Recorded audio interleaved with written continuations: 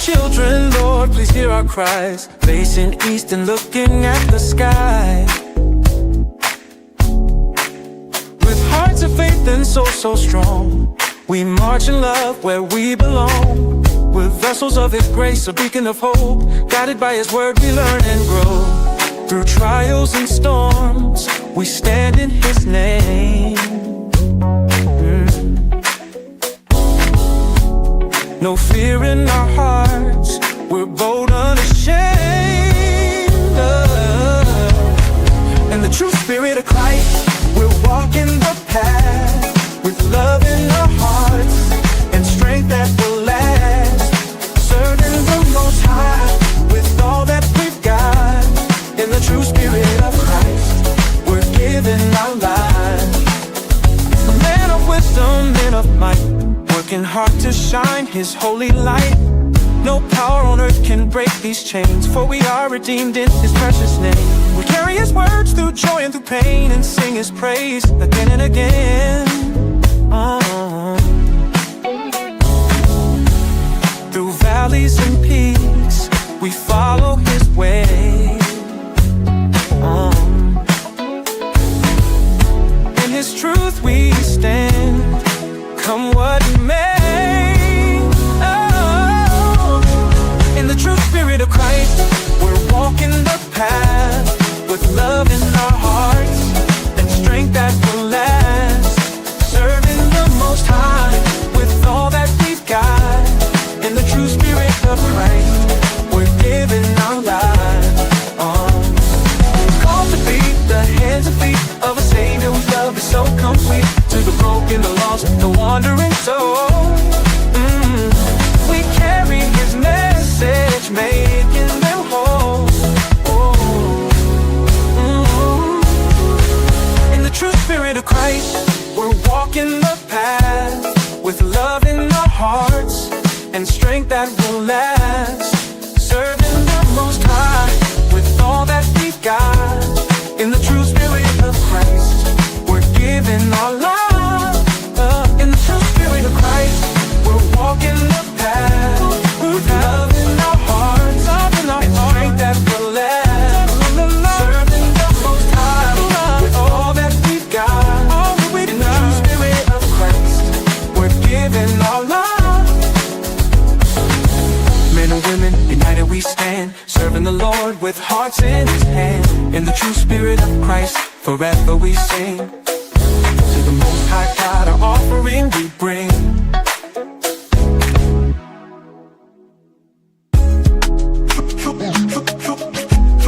True spirit of Christ,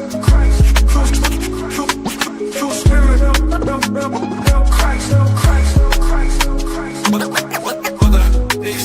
They stop from the track.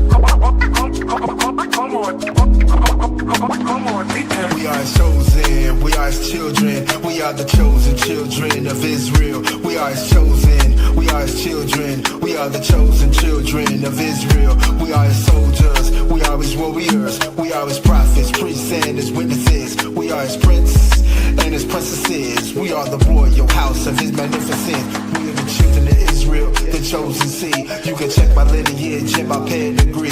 Go grab your Bible, pick it up and read. If you love the Messiah, then follow His lead, and He'll show you the way and meet all your needs. So you better live righteous in your word and your deeds. I got the fruit of the spirits hanging high on my tree. We the children of Israel, yes, His chosen seed. Let the Lord's Spirit take you to a higher degree. The Lord clothes us with humility. We a royal family, yes, nobility. We are the children of Israel, yes, His chosen seed. We are chosen, we are His children. We are the chosen children of Israel. We are His chosen, we are His children. We are the chosen children of Israel. We are His soldiers, we are His warriors. We are His prophets, priests, and His witnesses. We are His princes and His princesses. We are the royal house of His magnificence. We are His chosen, we are His children. We are the chosen children of Israel. We are His chosen, we are His children. We are the chosen children of Israel. Israel, Israel, Israel, Israel, Israel. True spirit of Christ.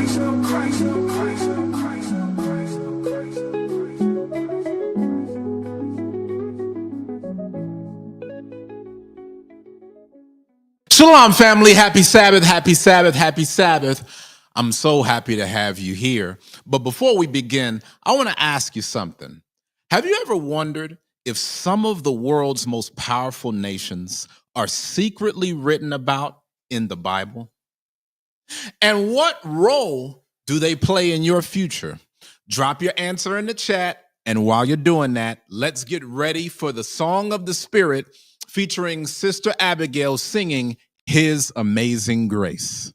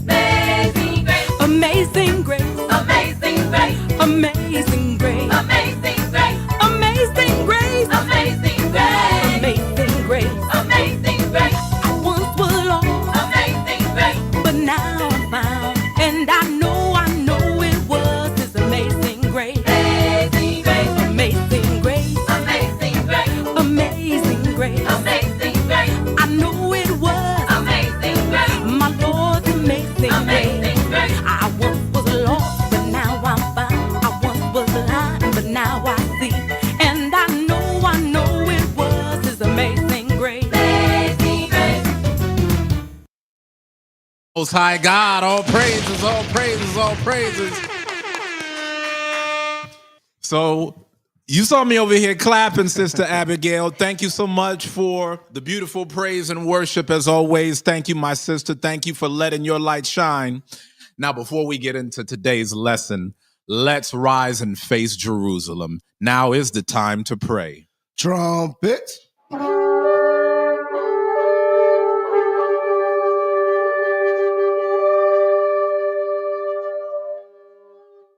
Heavenly Father, God of Abraham, the God of Isaac, the God of Jacob, God of the 12 tribes of the nation of Israel. Father, we humbly come before you. Father, we thank you for your mercy and your grace. We thank you for your long suffering. We thank you for your patience. Father, we ask that you put the Spirit upon Chief Elder Uzziah as he goes into your word to show us prophecy according to the scriptures, shows us what we need to see in these last days and what we must do as a people. Father, we pray for those that are sick, those that are going through hardships, that you uplift them in mind, body, and spirit, that you send a blessing their way so they can be a blessing for others. Father, we pray for love, unity amongst the nation of Israel as we grow and we stand up mightily upon our feet and you put your spirit into us and we get life. Father, we ask that we are allowed to apply your law, set your commandments to the best of our ability to be a light in this dark world. Father, we thank you for sending your son, Yahushua, to be a propitiation for our sins, that we may come back under your good graces. In his name we pray with a thankful heart. Amen. Where do you read about China in the Bible? With all the talk about the trade war between China and America, the real question is, what role does China play in prophecy? To find that answer, we've got to go back to the beginning. Not Revelation, but Genesis. Because if you want to understand who China is today, you've got to understand where they came from. Let's begin. The book of Genesis, chapter 19, verse 24. Then the Lord rained upon Sodom and upon Gomorrah brimstone and fire from the Lord out of heaven. At this point, Lot and his family just fled from Sodom after being warned by angels that the city was about to be destroyed. Sodom and Gomorrah was a place full of pride and homosexuality. Abraham made intercession for Lot, as we talked about in last week's class about prayer. Lot was Abraham's nephew. And it came to pass, when God destroyed the cities of the plain, that God remembered Abraham and sent Lot out of the midst of the overthrown, when he overthrew the cities in which Lot dwelt. And Lot went up out of Zoar and dwelt in the mountain, and his 2 daughters with him, for he feared to dwell in Zoar, and he dwelt in a cave, he and his 2 daughters. And the firstborn said unto the younger, Our father is old, and there is not a man in the earth to come in unto us after the manner of all the earth. Come, let us make our father drink wine, and we will lie with him, that we may preserve seed of our father. They thought the world was ending, and they were trying to save their lineage. And they made their father drink wine that night. And the firstborn went in and lay with her father, and he perceived not when she lay down, nor when she arose. And it came to pass on the morrow that the firstborn said unto the younger, Behold, I lay yesternight with my father. Let us make him drink wine this night also, and go thou in and lie with him, that we may preserve seed of our father. And they made their father drink wine that night also. And the younger arose and lay with him, and he perceived not when she lay down, nor when she arose. Thus were both the daughters of Lot with child by their father. And the firstborn bare a son, and called his name Moab. This child was born in the sin of incest. That's important to remember. Children born from parent-child incest had a high likelihood of visible structural abnormalities. Can I say that again? Please do. Children born from parent-child incest had a high likelihood of visible structural abnormalities. Like what, Elder Uzziah? Noticeably different eyes, flattened facial features. These were conditions that may have caused them to look noticeably different from their peers. Let's read that verse again. Verse 37. And the firstborn bare a son, and called his name Moab. This is where the nation of Moab begins. The Moabites are the modern day Chinese. Let's go to the book of Jeremiah to see what else the Bible has to say. The book of the prophet Jeremiah, chapter 46, verse 1. The word of the Lord which came to Jeremiah the prophet against the Gentiles. Now here's the question. Is this referring to ethnic Gentiles or assimilated Gentiles? I want to see who's studying. The word of the Lord which came to Jeremiah the prophet against the Gentiles. That's a hint. At this point in Jeremiah's ministry, Judah was already under pressure from Babylon. Jeremiah spent most of his time warning his own people to repent. But now the Most High starts giving judgments against the other nations too. When we read this verse, is the Bible referring to ethnic Gentiles or assimilated Gentiles? Stuart Adriel, the floor is yours.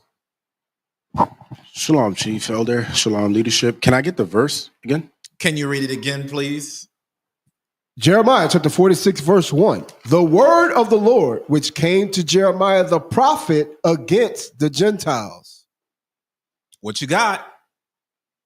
I believe this is still talking about Israel. You believe that it's still talking about Israel. Now, I tried to help, D. Yeah, you did. I hope you tried to see that. Okay, let's take good notes, y'all. Jeremiah was a prophet against ethnic Gentiles. Ethnic Gentiles are non-Israelite people. Assimilated Gentiles are Israelites who assimilated into Gentile customs. For more understanding on this, watch my lesson entitled The Truth About Jews and Gentiles. Let's read the verse again. Verse 1. The word of the Lord, which came to Jeremiah the prophet against the Gentiles. That's the key word, against the Gentiles. We know that this is not referring to the children of Israel, many of whom assimilated into Gentile customs further in the Bible, because we know that the Lord established a covenant with the children of Israel. That's why the Bible calls God the God of Israel. God is not against the Israelites. He's for the Israelites. So when you read in this verse where it says, the word of the Lord, which came to Jeremiah the prophet against the Gentiles, Jeremiah was a prophet against the ethnic Gentiles. Ethnic Gentiles are a non-Israelite people. Here's an example. Read the next verse. Against Egypt. Against who? Against Egypt. It tells you right there. See, the whole reason why I went through this song and dance, Deacon, is because when you read the Bible, it's important to understand who it's talking about when it uses the word Gentile. When you're reading in Jeremiah, the 46th chapter, you can see that it's referring to ethnic Gentiles because it's going to list the specific nation that God is against. Fatality. Again, I want to bring this back. At this point in Jeremiah's ministry, Judah was already under pressure from Babylon. Isaiah and Jeremiah were prophets that were sent on the earth to warn the children of Israel about the captivity they would go into because of their sins, right? Now, again, it's important to know you have Judah, southern kingdom, and Israel, northern kingdom. Judah was already under pressure from Babylon. The prophets, they would speak to the children of Israel, but there were judgments declared against the other nations. God never just addressed Israel only. Nope. He called out Israel's sin, but then talked about all of the problems with the other nations. And that's the reason why he's speaking against Egypt. Let's read that one more time. Second verse, please. Against Egypt, against the army of Pharaoh Necho, king of Egypt. Okay, against Egypt, against the army of Pharaoh Necho, king of Egypt. In other words, Stuart, God's letting you know what Gentiles he's referring to. God is gracious enough to let you know what Gentiles he's referring to, because you could read this and think it's talking about Israel. He's saying, no, I'm talking about the ethnic Gentiles, not the assimilated Gentiles. Nope. I'm talking about the people who are Gentiles by their birthright, by their blood. Jeremiah prophesied against nations that came against the Israelites. That's why it's talking about Egypt. Here's another example, y'all. Let's get Jeremiah chapter 47, verse 1. The book of the prophet Jeremiah, chapter 47, verse 1.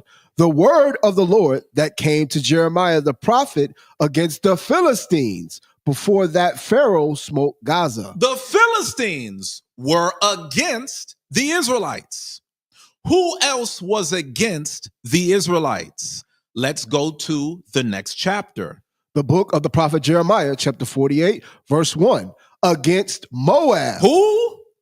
Moab. The Moabites. China. Thus saith the Lord of hosts. Not thus saith Uzziah. Nope. Not thus saith politics. This comes straight from the mouth of God. God says that China is against God's chosen people, the Israelites. And we're going to read about it. This is Bible prophecy. Let's read this verse again. Against Moab. This is God's judgment against Moab. The Moabites are one of the oldest enemies of the Israelites. Thus saith the Lord of hosts, the God of Israel, woe unto Nebo, for it is spoiled. Kitharam is confounded and taken. Misgab is confounded and dismayed. Nebo, Kiratham, and Misgab were places in Moab. God names them one by one to show that none of them are safe. Go ahead, Deke. Permission to speak real quick. Just going to the point where it says, thus saith the Lord of hosts. Whenever it's talking about the Lord of hosts, the Lord of war. The Lord of hosts is the Lord of war. So if he's saying, thus saith the Lord of hosts, the Lord of war, he's showing you that, hey, I'm going to declare war against these other nations. And now he's going to list the nations that he's going to go to war against. Absolutely. Read on. Thus saith the Lord of hosts, the God of Israel, woe unto Nebo, for it is spoiled. Kitharim is confounded and taken. Misgab is confounded and dismayed. Now again, the reason why God is mentioning Nebo, Kitharim, and Misgab, because these were locations in Moab. God is naming the locations in Moab one by one to show all of these places are not safe. Now God is going to reveal the problem with Moab. Verse 29. Verse 29. We have heard the pride of Moab. He is exceeding proud. His loftiness and his arrogancy, and his pride and the haughtiness of his heart. Moab was known globally for being a proud people. He's saying you didn't need to live in Moab to know that they were full of themselves. Nope. We've heard the pride from here. You got to read that again, Deke. We have heard the pride of Moab. We've heard the pride of Moab. We don't need to be down there. Nope. We getting it all the way up here. They're exceeding proud. This kind of pride is where you look down on others and say, we're better. We're untouchable. We're the superpower. That's why it says his loftiness, because this people wants to be the top nation on earth. Lofty goals.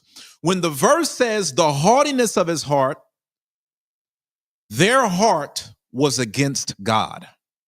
They didn't just reject the Israelites, they rejected the God of the Israelites, which is why China is officially an atheist, communist regime. We'll get more on that in a second, but here's a reminder about pride. Who knew that the Bible is about scholarship? Right. Proverbs 16. The book of Proverbs, chapter 16, verse 18. Pride goeth before destruction, and an haughty spirit before a fall. The fall of a nation always starts with pride. And when your pride gets loud enough to reach heaven, your judgment follows right behind it. Back to the prophecy. The book of the prophet Jeremiah, chapter 48, verse 29. We have heard the pride of Moab. He is exceeding proud, his loftiness and his arrogancy and his pride, and the haughtiness of his heart. China shows their pride openly. They've publicly broadcasted their plan to become the number one superpower in the world. They believe they're superior to democracy. Chinese leaders publicly say the East is rising, the West is declining, and they teach their people that China's time has come. and the US must be replaced. China shows arrogance through their censorship.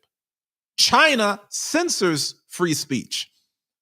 I know a lot of y'all think everywhere runs like America, huh? Nope. It don't. China censors free speech. They control media and rewrite history to make themselves look flawless. They won't admit wrongdoing. Not with the Rona, not with human rights, not with spying. Their pride is so deep that any criticism is labeled as an attack on the nation itself. And see, when you can't be corrected, that's arrogancy at the highest level. Verse 7. For because thou hast trusted in thy works. Moab trusts in their achievements, their cities, their economy, their technology, their trade. And in thy treasures. They didn't trust in the Most High God.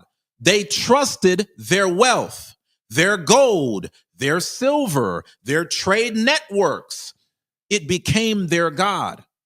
Thou shalt also be taken, and Chemosh shall go forth into captivity with his priests and his princes together. Chemosh was Moab's ancient god, but the spirit behind Chemosh is still alive in modern China.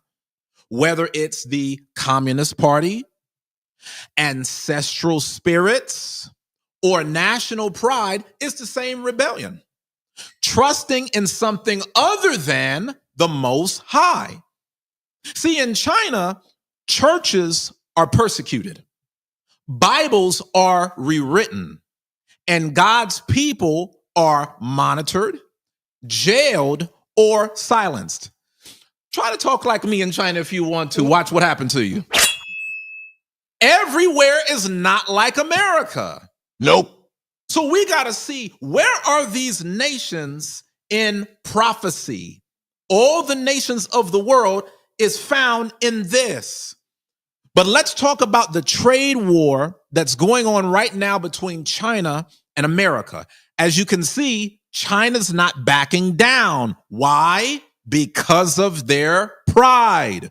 Revelation 13. The revelation of John, chapter 13, verse 15. And he had power to give life unto the image of the beast, that the image of the beast should both speak and cause that as many as would not worship the image of the beast should be killed. The beast is referring to a system, a political system, a spiritual system, an economic system, all in one. That's what the beast does. The beast requires that you worship the system. Anyone who does not worship the system is labeled a threat. And he caused all, meaning every class of society, both small and great, rich and poor, free and bond, to receive a mark in their right hand or in their foreheads. Your right hand represents your actions, what you do. Your forehead represents your thoughts, what you believe. And that no man might buy or sell, save he that had the mark or the name of the beast or the number of his name. Verse 17 is talking about economic control. You can't buy or sell without the mark. What is America using to get other countries under economic control? Giving you another shot, Stuart. What is America using to get other countries under economic control? Democracy. Let's bring it back. Verse 17. Okay. Now, I want to say something on this. Yes, the beast represents America's political system, and democracy is a part of that. But it also represents a spiritual system, like how all of our people are caught up in Christianity. The image of the beast is speaking to our people.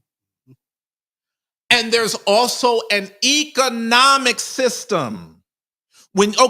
Stuart Adriel, when you read in verse 15 and it says, and he had power to give life unto the image of the beast, that the image of the beast should both speak and cause that as many as would not worship the image of the beast should be killed. When you see that word worship, that's the spiritual part of the system.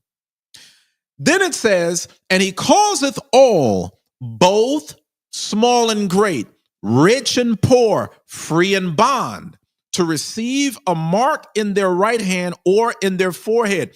Why does John the Revelator document that this mark is presented to all?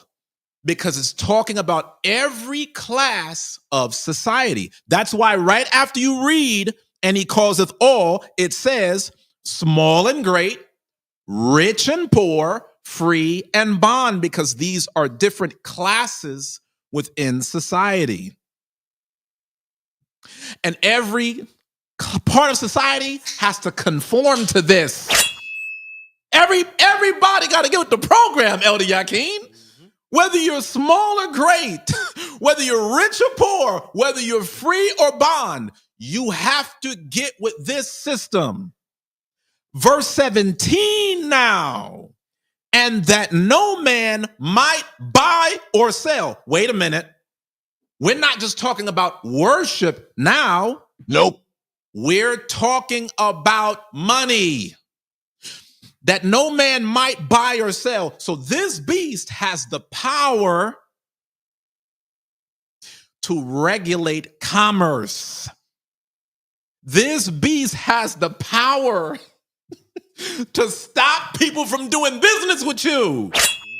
If you don't come to this beast, if you don't get on this beast program, if you don't have this mark, you're not going to be able to buy or sell. And that no man might buy or sell, save he that had the mark or the name of the beast or the number of his name. This is talking about economic control. You cannot buy or sell without the mark. Now, again, what is this class all about, ladies and gentlemen? China versus America, the prophetic trade war. When Donald Trump came into his second term as president, he promised that he was going to get the other countries under economic control. What instrument is he using specifically to get the nations under America's economic control? Every time you turn around, you see this on the news. It's in every newspaper. It's on every social media outlet. Every time you turn on anything, they're going to use this word. It starts with a T. What you got, Stuart? Tariffs. Thank you. This is talking about tariffs. Fatality. Trump is using tariffs to get other nations to bow down. If you obey America's rules, you eat. If you don't, you starve. I want y'all to watch the video I did at the start of this year. The next 4 years, Donald Trump, Bible prophecy, and the fate of America. I mentioned in that lesson what Trump was going to do in office, and it's unfolding right now. I mentioned during that lesson, the Most High is putting the Spirit on Trump to bring these prophecies forth. Everything that you're seeing right now, brothers and sisters, it's prophetic. It's not coincidence. Nope. The mark of the beast is America's system. Now, the real question is, what is a tariff? Let's get that. What is a tariff? A tariff is a tax that one country puts on products that come from another country. It's like a money penalty added to foreign goods to make them more expensive when they enter the country. Real life example. Let's say the US buys TVs from China. Normally, a Chinese-made TV costs $500. But if the US adds a 25% tariff, that same TV now costs $625. Now, I need y'all to notice that, because a lot of times whenever you buy products, you tend to notice it says what? Made in China. You tend to notice with a lot of the goods that you purchase, it's coming from other parts of the world. Go ahead. That extra $125 doesn't go to China. It goes to the U.S. government. Because the U.S. government is taxing them through tariffs. This makes foreign goods more expensive, so people might buy American-made products instead. Okay, I got to make it easy for Jake. Y'all remember American Gangster? Remember that scene whenever Denzel is having breakfast with his family, right? Frank Lucas, for those that saw. And then Idris Elba, he's out there on the block. Yep. And Frank Lucas is like, where's my money? I need my 15%. And then Idris Elba laughs in his face. And then Frank Lucas puts him to death. Right there in broad day, makes an example out of him.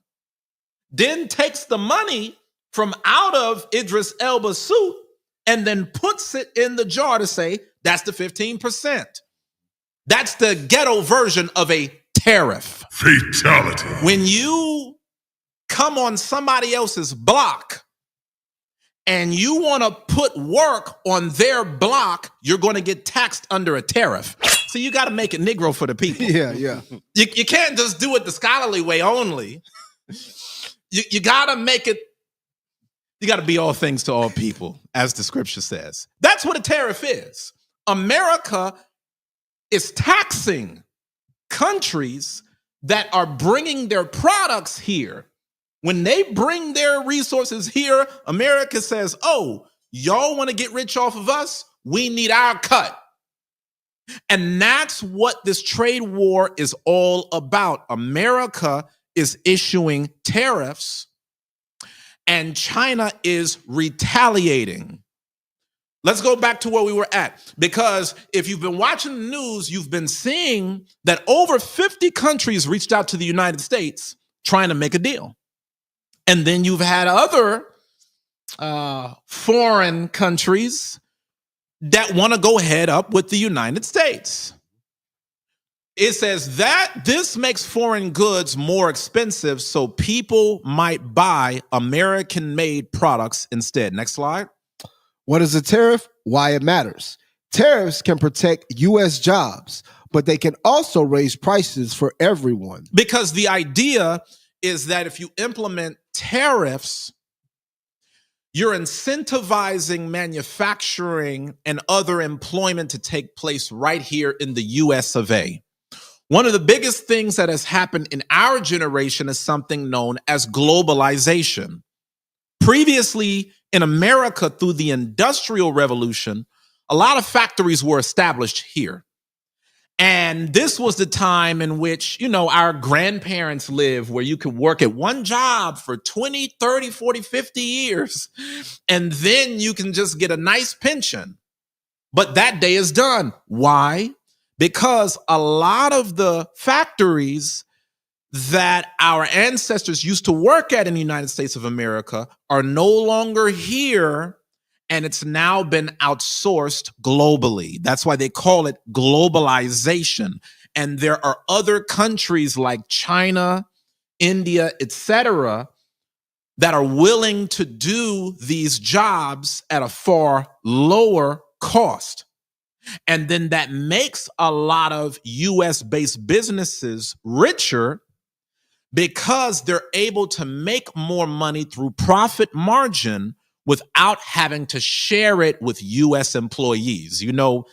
You American Negroes, y'all be bougie.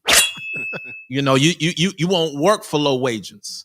But there's other people in other parts of the world that live off of $1 a day, less than $1 a day.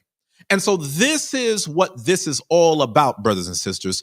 And we have to know this. Why? Because it impacts us directly. Was that it? And when two countries start putting tariffs on each other, Like China and America is doing, it can turn into a trade war. and that's what we are in the midst of. Now, some of you guys might not be politically motivated, but you're going to feel it in your pocket.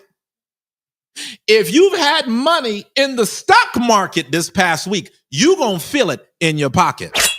Deacon, can I get a witness? Yeah. Ooh-wee. Don't feel it. If you are a senior citizen and you have money in the stock market planning for your retirement, it's a rough road right now for you. And we have to understand these times, brothers and sisters, okay? Let's go to the next slide. Because this was communication this past week from the White House. The first tweet from the White House says, "Do not retaliate and you will be rewarded." That was their message to the world. I told y'all under Trump, it's get down or lay down. Now, all I can do is warn. That's my job. Ain't that right, Elder? Absolutely. And I sat back, I did the class. Week 1, Trump is in office. His agenda is get down or lay down, and you're watching it play out. Now, the next tweet that you see on the screen, what did the White House say? Let him cook. Bruh, that's coming from the White House. You would think that this is like some type of comedy channel, Right. just mocking the White House, but these are really their tweets. And they're trying to show the rest of the world America's leading by force. Whatever you thought you was getting away with Biden, that day is done. Now Trump, he's trying to set everything in order according to his plan. Next slide, please. Let's look at the U.S.-China tariff history. Oh, I'm sorry. U.S.-China tariff history. We need to look at that. Let's talk about how all of this came to be. U.S.-China tariff history, 1979. The U.S. opens the door to China. America and China made a trade deal. This helps China sell goods to the U.S. and start building its economy. It was the start of a relationship that would change the world. 2001, China joins the World Trade Club. China became part of the World Trade Organization. That gave China big access to sell cheap products to America. Over time, U.S. factories shut down while China's economy exploded. So I want y'all to look at that. Really, as early as the 1980s, China, they didn't have the same foot in the door as they have now. A lot of these developments are recent. In 2001, China became part of the World Trade Organization. This is why the Bible talks so much about trade. We be wondering, why do they keep talking about the merchants in the book of Revelation? Because it's prophecy about what's going to happen in the last days. When is this happening? In this new millennium. That's when China became a part of the World Trade Organization. And when China became a part of the World Trade Organization, that's when they came up. Because by joining the World Trade Organization, that gave them big access to sell cheap products to America. Read. 2022. I'm sorry, that last bullet point reads, over time, U.S. factories shut down while China's economy exploded. Now, many of us lived through this. Y'all remember Detroit? I know the Midwest, brothers and sisters, they know all about it. Chief Brother Tobias, Steward Uzziah, Sister Abigail, Sister Atara. Y'all were physically present during the time where Detroit was booming with all kind of factories. But in your lifetime, you saw it go from U.S. factories at the top to now many of these factories were shut down. And then those same jobs got passed to China. U.S. factories shut down while China's economy exploded. Next slide. 2002 to 2016, the U.S. keeps losing ground. U.S. businesses said China's playing dirty. They're stealing technology. They're undervaluing their money to stay competitive. Now, you got to know what's going on behind the scenes. When they're saying that China's playing dirty, they're talking about China's alleged deceitful practices. When it says they're stealing technology, China has been accused of setting up practices where they would get technology from other countries like America, and then they would copy it. So, for example, like right now you see China has DeepSeek, right? That's their AI program. A lot of times you will notice America will have something, China has something. And for those of you that are a little bit younger, you're so used to China being such a force with technology, you don't realize it wasn't that long ago where China didn't have it like that.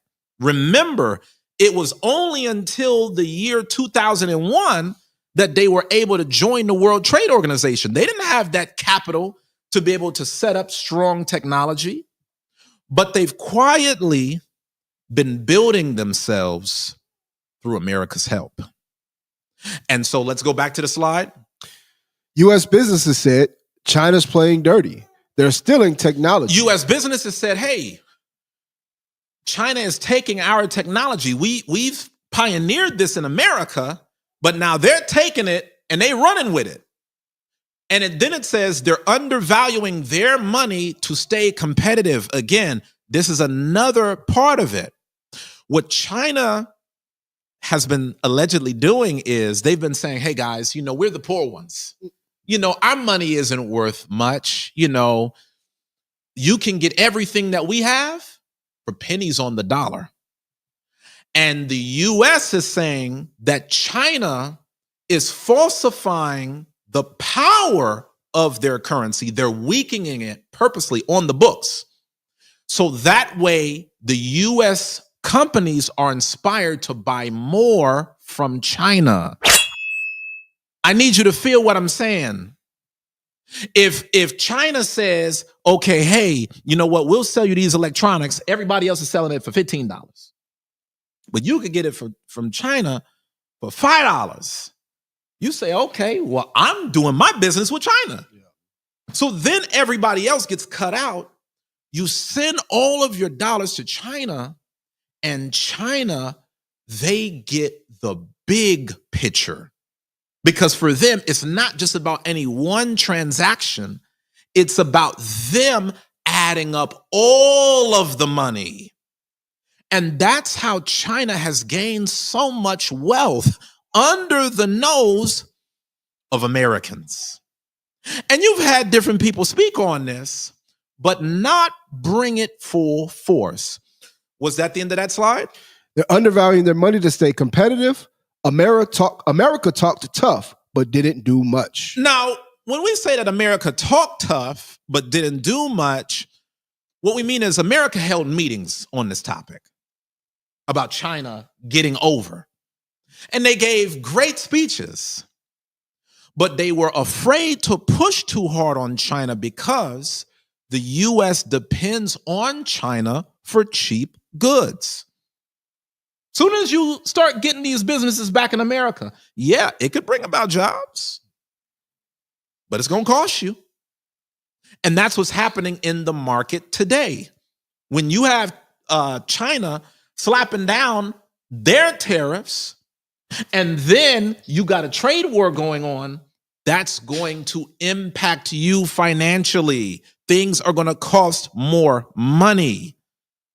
One of the reasons why the U.S. has been reluctant to really push hard on China is because China owns trillions of dollars in U.S. debt.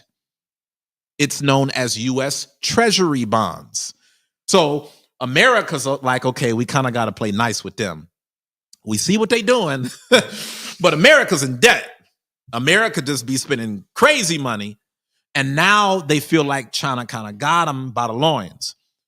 One of the reasons why America hasn't pressed harder on China is because big companies and corporations, they profit from outsourcing to China. Hey, who needs to pay these Americans top dollar when the Chinese are willing to do it for less?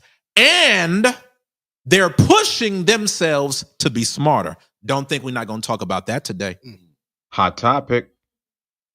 China is willing to work harder. They're willing to work for less. And they're forerunning now in technology. And that's the reason why Trump is saying we've got to get a handle on this, because if you keep being asleep at the wheel, China is going to dominate. Go ahead, D. Permission to speak? Yes, sir. Just want to make a note for Hot the children in topic. the room. Correct me if I'm wrong, but I think the Chinese children go to school either 6 or 7 days a week. Oh, yes. Instead of 5 days a week. So as y'all in America only go to school 5 days a week, and then you complain, oh, it's too much. The children in China are going to school 6 or 7 days a week, and they're learning how to be studious. They're learning things that y'all are not learning in the American school system. So, you have to begin to take your education and don't expect someone to give you anything. Oh, That's yes, you, Deacon. We're going to talk about these Moabite children today. And something that's so heavy that you brought out is a lot of people don't realize that this whole concept of work from Monday through Friday, Saturday, Sunday, that's the weekend, that's still a fairly new invention that came from America. The idea that you're going to live your life based upon a 40-hour work week from Monday through Friday, 9 to 5, that's something that America designed during the Industrial Revolution. Once upon a time, you would just work from day in to day out, and that was just the way of life. Why do you think when you read the Bible, it says 6 days thou shalt do all thy labor, but the seventh day is the Sabbath of rest? God not going off of y'all's American programming. Nope. But let y'all tell it, oh my God, I'm just so overworked. I'm so underpaid. I've got to have my work-life balance. Meanwhile, the rest of the world is working harder for a hell of a lot less. Ain't that something? So America made China rich. America decided that they were going to take cheap goods over real accountability. And by the time they realized that China was gaining power fast, it was almost too late. America made China rich, and now China wants to take the top spot. But fortunately, the Bible saw it coming. I want to show y'all this. This is all the way back from the year 1996 by a politician named Nancy Pelosi. I want you to notice how Nancy Pelosi, Democrat, was talking. Watch this. How far does China have to go? How much more repression? How big a trade deficit and loss of jobs for the American worker? And how much more dangerous proliferation has to exist before members of this House of Representatives will say, I will not endorse the status quo? Fair use. As I mentioned, it's about jobs, proliferation, and human rights. And there are those who say we shouldn't link human rights and trade and proliferation and trade. I disagree. But if we just want to take up this issue on the basis of economics alone, indeed, China should not receive most favored nation status for several reasons that I'd like to go into now. I'd like to call the attention of our colleagues to this chart on the status quo that the business community is asking each and every one of us to endorse today. Now, I want y'all to notice this. This chart was Nancy Pelosi highlighting how China was getting over in 96. she was making it known in the 90s. This is a raw deal. China is getting so much more out of this than we are. And when are we going to wake up? Because if we're not careful, China's going to run the world. Right now, we have a $34 billion trade deficit with China, the 1995 figure. It will be over $40 billion for 1996. Since the Tiananmen Square massacre, this figure has increased 1,000%, from $3.5 billion then to about $34 billion now. In terms of tariffs, I think it's interesting to note that the average U.S. MFN tariff on Chinese goods coming into the United States is 2%, whereas the average Chinese MFN tariff on U.S. goods going into China is 35%. Is that reciprocal? On exports, China only allows certain industries into China, of U.S. Industries into China, and therefore only 2% of U.S. exports are allowed into China. On the other hand, the U.S. allows China to flood our markets with a third of their exports, and that'll probably go over 40%. And it's limitless because we have not placed any restriction. Now, I just want y'all to follow along with what's happening, my people. I know that a lot of this is high-level conversation. I know because we don't own nothing, we really don't understand this kind of talk. But I just need y'all to see what's been happening. China and the United States had trade agreements where they said, okay, yeah, we'll do business. China, if we give you our goods, we allow you to tax us 35%. But when you bring in a good here, when you bring your goods in from China to the United States, only 2% tax on you.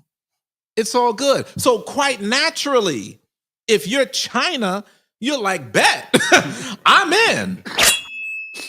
Now look at the exports. 2% of U.S. exports allowed into China. So everything that the U.S. is making, okay, only 2% in China. In other words, China's like, nah, we're not taking that much from y'all. We're going to sell to you and make money off of you, but you ain't going to make money like that off of us. Nope. 2% of U.S. exports allowed into China, 33% of Chinese exports in the U.S., a third of all of China's goods that they putting out. America's buying it. They're bringing it over here. Jobs. Watch this. Of jobs, this is the biggest and cruelest hoax of all. Mind you, this Not was the only 90s. This was in the 1990s. Back when your parents had a stable job. Back when you could get gas for like $1 a gallon. Back in the day where it didn't cost $500,000 for the average price of a home. This was back then in terms of jobs. And I want y'all to notice what she said. This is the biggest hoax of all. Any restriction. In terms of jobs, this is the biggest and cruelest hoax of all. Not only do we not have market access, not only do they have prohibitive tariffs, not only are our exports not let in very specifically, but China benefits with at least 10 million jobs from U.S.-China trade. The president in his statement requesting this special waiver said that China trade supports 170,000 jobs in the United States, 170,000 jobs, whereas our imports from China support 10 million jobs at least. Fact is that U.S.-China trade is a job loser.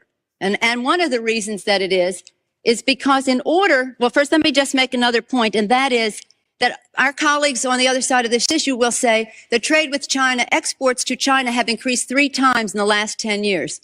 They have. But they fail to mention that imports from China have increased 11 times, thereby leading to this huge trade deficit. The other issue, in addition, I want y'all to just see this. They knew this in the 90s. And it's only gotten worse year after year. Back in 96, Nancy Pelosi, a Democrat, was warning the country about China, saying China got rich off of America. That's not coincidence. That's prophecy. Hold that. Let's go to Revelation chapter 18 and verse 2. Go ahead, because y'all not seeing it. The revelation of John, chapter 18, verse 2.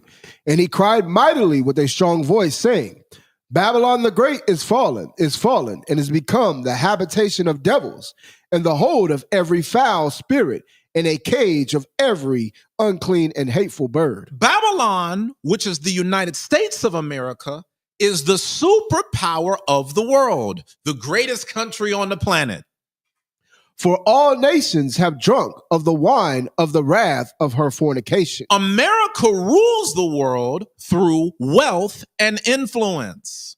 The wine is America's influence, her policies, her entertainment, her philosophy. Other nations bought into Babylon and got drunk off of the American way. And the kings of the earth have committed fornication with her. Meaning world leaders made agreements and alliances with Babylon so they could access America's wealth. And the merchants of the earth are waxed rich through the abundance of her delicacies. This is talking about China. China and other countries got rich doing business with America, selling into America's marketplace. America is the number one consumer economy in the world. The nations became addicted to her money. And what people in America spend more money on consumer goods relative to income than any other group. Stuart Adriel, the floor is yours. That'll be Israel specifically. Thank you, us, the Israelites. Fatality. We are the engine behind Babylon's image. We're the ones that are the engine behind the music, the fashion, the trends, but we own almost none of it. Black Americans are the most influential consumers, and Hispanic Americans are the fastest growing consumer group. Black and Hispanic people are Babylon's most loyal customers. They don't hear me, elder. They're pimping you. America's pissed off right now because they made China rich. And they feel like China's getting one over on them. They saying, what is this, China? We made you rich because we kept giving you money. Every time you brought your consumer goods to the United States, our citizens were buying. And the money went back to you. Who was buying the Chinese products? Us. We financed China to be a superpower, but we don't do it for ourselves. And I'm telling you, Deke, this is how we stay at the bottom. Yep. People been watching this broadcast the whole time. Bro, what are you talking about? It's like it's CNN up in here. You don't see the subject is you. You've been getting pimped out from around the world. Here it is now. America and China, they're going head up with each other. All because America, they've got the power because of your dollar, black people. America, they can control the entire economy of this world because of the black and Hispanic dollar. We are Babylon's most loyal customers. America is the number one consumer economy in the world. There is no other race of people who spend more money per capita in the United States than us. So when they're saying America is the number one consumer group, they're really saying black people, the Israelites. But because of the fact that we so busy buying from China, buying from India, buying from everywhere else but us, we don't see that we're at the center of this whole daggone thing. We just think it's a bunch of white folks and Chinese folks going at each other, Elder. I'm telling you, this is Israel for you. Couldn't be a more relevant class for why we're in the condition that we're in. Not just because we spend money, but because we set the trends that the world copies. We keep the beast alive. When you read in Revelation, we're the ones that keep the beast living. We're literally financing our own destruction. And that's why we must repent. We truly don't understand that when we turn back to God's laws, the entire economy shifts instantly. And we don't understand our power because we're so busy being the consumer and not the producer. I'm just watching the news this week, Elder Yakin, and it just got me to thinking, you know, America's up in arms and is putting down these tariffs, right? And it's been said openly, hey, these are the countries, they getting one over on the U.S. You know, they get to bring their goods here and they get taxed little to nothing. And then Americans just be buying their stuff and they get rich. You know what it got me to thinking, Stuart Adriel? What if black people thought that way in Detroit whenever the Arabs come into their community to do business? Right now, I haven't been to LA, right? In some time. But I vividly remember right on the corner of, I'm thinking it's La Brea and Crenshaw. I might have my, I know it's off of Crenshaw. I know that for a fact. It's been a minute, okay? Maybe Washington. Y'all know what I'm talking about. Brother Asaph, help me. Right there at that corner, it's a big Chinese restaurant right off of Crenshaw. Crenshaw, that's a black street. Okay, when you in Los Angeles, when you hear Crenshaw, MLK, think black. I'm saying in a city of Los Angeles, there would be soul food spots led by the other nations. Wow. Chinese restaurants, liquor stores led by the other nations. And I'm saying, when you think about every place in America where black people are located in mass, you tend to see other nations of people coming into our neighborhoods and getting rich off of us. And it just got me to thinking, Stuart, man, what if we thought like America? What if we thought, hey, you know what? We should be controlling our economy in our neighborhood.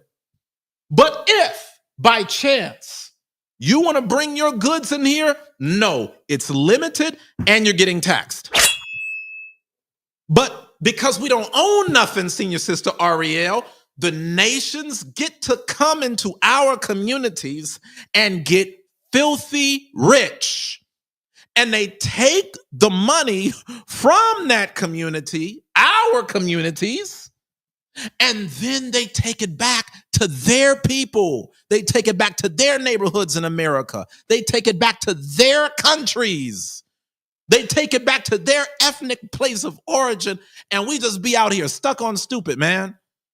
Y'all just don't hear me right now. We hurting out here. And we've got to do better. We've got to wake up. We keep this machine going, and that's why we must repent. But I digress. Back to America versus China. Notice what Nancy Pelosi says right here about China. Watch this. Take a country the size of China with the very cheap, and in some instances, slave labor, the lack of market access, the rip-off of our intellectual property, the transfer of technology, a country that is not willing to play by the rules in any respect in this trade relationship. You have a serious threat not only to our relationship, but to the industrialized world. And if there's one message that I want our colleagues to understand today and our constituents, is that on this day, your member of Congress could have drawn the line to say to the President of the United States, do something about this U.S.-China trade relationship that is a job loser for the United States. And this brings us to the point that others have said, well, we can't. I'm playing this clip to show that this is nothing new. And back in the day, the Democrats were singing this tune. Trump's been talking about tariff since the 80s. Look at this when he said it on Oprah. I've been talking about this with Oprah Winfrey since 1988. Is this a clip on tariffs? Yes. Go forward, Rob. Watch this, folks. What would you do differently, Don? Watch this. I'd make our allies, forgetting about the enemies you can't talk to so easily. Right. I'd make our allies pay their fair share. We're a debtor nation. Something's going to happen over the next number of years with this country, because you can't keep going on losing $200 billion, and yet we let Japan come in and dump everything right into our markets and everything. It's not free trade.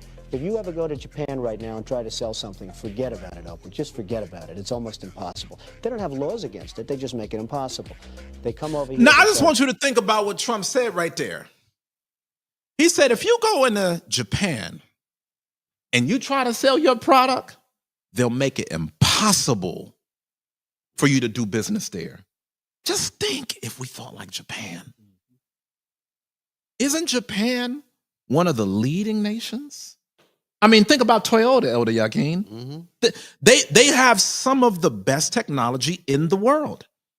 They have systems that are based upon some of the best methodologies in the world. I'm not trying to use certain words because I'm not trying to go too heavy with y'all. But my point is, when you look at how these other nations think, it's chess, not checkers. Black folks, we just be checked out, man. The only part where we come in as a people is when we look at the tag from the thing that we bought and it says made in China, made in Japan. Here it is. We running up debt. Don't even have the money, but every dollar that we got, we spending it and then some, just to make all of these other nations rich. But then when you hear the other nations talking, they're like, yo, I would never let these countries come into my place and do business. I don't care how much of a superpower they are. Oh, you want to do business here? I'm going to put a block on it. 2% for you. Oh, you want to bring your product on my territory? 35%. And again, Elder, we understand this in the hood. Yep. Negroes will kill each other. Hispanics too. You know how you do. Let somebody try to push weight on your turf that you don't even own. Instant body. But we don't think economically to say, okay, let me take notes. Let me study. How did China come up? Man, I remember when I was growing up, China, they wasn't on like that. What has China been doing the past 20, 30 years, senior sister? What have the Filipinos been doing for the past 20, 30 years? What have the East Indians been doing for the past 20 to 30 years? We've literally watched nations of people come into this place, America, and prosper. And here it is, we done built America and still at the bottom. Fatality. We was brought here on slave ships long before many of these other ethnicities of people got here. And we are still at the bottom. Come out of her, my people. that you be not partaker of her sins. There's other people that's profiting off of the system. We're the ones that's getting pimped out by the system. We've hoarded ourselves out for American gain. That's what I'm trying to show you. And all of this is related to prophecy. All of this lets us know where we are in the last days. But I'm going to let Trump tell it to you. They're VCRs, they knock the hell out of our companies. And hey, I have tremendous respect for the Japanese people. I mean, you can respect somebody that's beating the hell out of you, but they are beating the hell out of this country. Kuwait, they live like kings. The poorest person in Kuwait, they live like kings. And yet they're not paying. We make it possible for them to sell their oil. Why aren't they paying us 25% of what they're making? It's a joke. Trump's been talking about. I just want you to see that.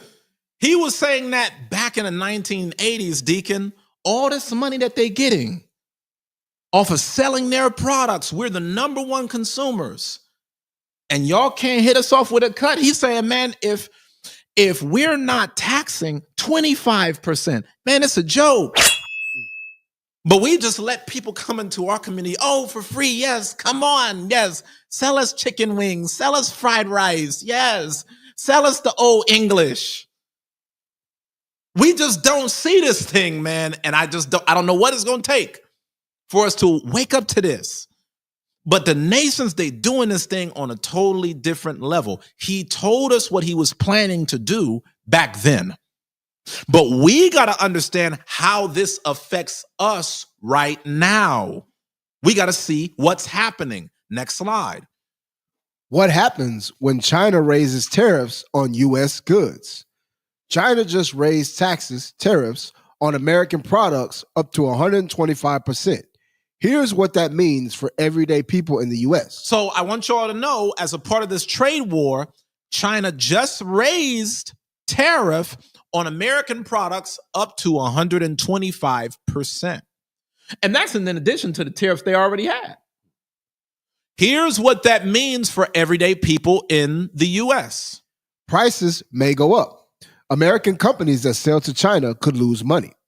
To make up for it, they might raise prices here at home. That means you could pay more for certain goods. Because, we check out on talk like this, but when you check in, whenever you want to buy the latest iPhone, the technology that our children just be stuck on for 24 hours a freaking day, not talking to nobody in real life. The thing that's got your child stuck, the Chinese is funneling that. The Chinese is getting rich off of that. They're getting rich off of our addictions. They're getting rich off of the goods that they bring to this country. Read. Farmers take a hit. China buys a lot of U.S. soybeans, pork, and grain.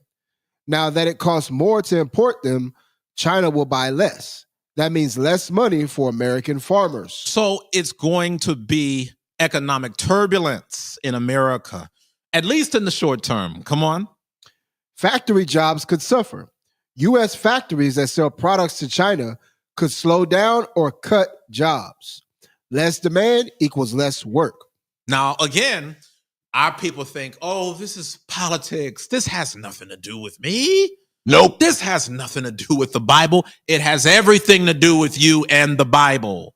Because as this trade war is happening, you could be on the brink of losing your position at work. You could be on the brink of losing your job. Why? Because U.S. factories that sell products to China could slow down or cut jobs. And when there's less demand, there's less work. Why? Because there's no one buying. There's less people that are putting money in your pocket. Go ahead. Economic uncertainty. Back and forth trade fight makes investors nervous. Man, don't even get me talking about this. I've been so salty, Deacon. I've been like, man, I just wish that Trump just would have let me know that he was just going to go nuts like this. You know what I mean? Like, we knew in part, and prophesied in part. But I'm telling you, what this Edomite has done, it has just turned the stock market and other markets upside down. And we're going to show you all this. And see, again, the reason why a lot of our people are not aware of this is because we don't have our money invested into the machines that make the other nations rich. We're not invested in the things that make the other nations rich. I'm watching hedge fund managers make public apologies to people. I'm sorry, I lost 150 million of your money. Wow. I'm saying y'all don't see how much how powerful this thing really is, man. This is an unprecedented time in world history. And we got to see what's happening. Back to the slide. The economic uncertainty, the back and forth trade fight makes investors nervous. Businesses may pause hiring or growing. You better watch that. You might be wanting to get a better job. If you're trying to get a better job this year, you better start getting after it. Because there's going to be a ripple effect. There's going to be companies that say, hey, you know what? There's a lot of market uncertainty. You know, the stock is going down. Best we do a hiring freeze until things restabilize. That translates to you. Why? Especially for Judah, Black Americans who only own 2% of businesses in the United States, considering the fact that 98% of our labor comes through jobs working for other people. If businesses are impacted and employment is impacted, guess who gets hit the most? Fatality. We do. No different than the 2008 recession. When the 2008 recession happened, who got hit the hardest economically? Blacks and Hispanics. We've got to see this. Back to where we were. The economy could slow down. Did we have anything else on that? Is that it, Elder? Okay, so I want to show y'all this now because we talked about what could happen. I want to show you what also is happening. U.S. stock market loses $5 trillion in value in 3 weeks. Put that in your pipe and smoke it. U.S. stock market, which is one of the key drivers of wealth in America. U.S. stock market loses $5 trillion in value in 3 weeks. Okay, this is real money, Elder. This is saying that people had money in the stock market and their money was among that $5 trillion that was lost. The U.S. stock market loses $5 trillion in value in 3 weeks. Go ahead, D. People don't understand, like, if you're in the stock market, you could wake up from one day to the next and your whole portfolio is just destroyed, done. And when you're playing with that kind of money, it could do something to you mentally. Mm-hmm. So again, from Friday, you could be up. Then that market opens Monday morning at 8:30 and finito, it's done. Yeah. If you're not really monitoring it like that. So what Chief Elder's going into, a lot of us, we're not even playing in that realm. Absolutely. We don't even consider what's really being taking place. Absolutely. And you know Esau starts seeing this, they be ready to jump off a bridge. Mm-hmm. But we got to stay in the spirit. All right. So this is how a trader reacted looking at the New York Stock Exchange. And this was back in February. It's gotten a lot more turbulent. Go ahead. The S&P 500 rapid 10% decline from a record high into correction territory has wiped out trillions of dollars in market value. The market value of the S&P 500 at its February 19 peak was $52.6 trillion, according to FactSet. Thursday's decline put the index market value down to $46.78 trillion. That makes for a total loss of about $5.28 trillion in about 3 weeks. That's big money, ladies and gentlemen. And as we can see, according to the book of Revelation, America is about their money. That's how this whole thing flows here in Babylon the Great, the mother of harlots. A lot of people lost a lot of money. And financial analysts are saying that there's a good chance that we'll be going into a recession sometime within the next year. Here's Trump speaking about it. Again, these are all important things you got to pay attention to. What's going to happen with the market, I can't tell you, but I can tell you our country has gotten a lot stronger. And eventually, it'll be a country like no other. It'll be the most dominant country economically in the world. I don't want anything to go down, but sometimes you have to take medicine to fix something. Now, here's a translation. Trump is aware that his actions are going to cause damage in the stock market, at least in the short term. And he's saying, hey, we're going to come out on top, the United States, but it's going to have to come with some pain. That's why he mentioned the piece about medicine, because you know, children, you really don't like the taste of medicine, do you? When you want to feel better, you try to do everything that you can to avoid that medicine. And that's what Americans have been doing. That's what Donald Trump has been saying. Hey, we've been getting ripped off. The U.S. is loaded in debt. We would rather stay sick and not get the medicine. But oh, Donald Trump, he's making you swallow that thing. We have $1 trillion trade deficit with China. Hundreds of billions of dollars a year we lose with China.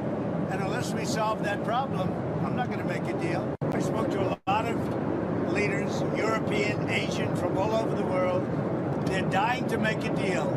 But I said, we're not going to have deficits with your country. We're not going to do that, because to me a deficit is a loss. We're going to have surpluses, or we're at worst going to be breaking even. What's going to happen with the market? And I want you to know something about the way that Trump talks. There are like certified criminals, organized crime that was real gangsters, said, I'm not the real gangster. Trump, he's the real gangster. Because the way that he'll speak truth to power globally, you would think that this is state property. Remember that movie? Again, you got to make it relative for our people. In the movie State Property, Beanie Siegel said, get down or lay down. And that's what Trump is saying. He's saying, listen, we're not trading no more at a deficit. It's time for y'all to pay. And he's just been doing all this all around the world as a means of furthering the prophecies. We are getting closer to the end. So Trump is following his plan to keep America on top. But what about China's plan to dominate? Let's go back to prophecy, Isaiah 13. The book of the prophet Isaiah, chapter 13, verse 1.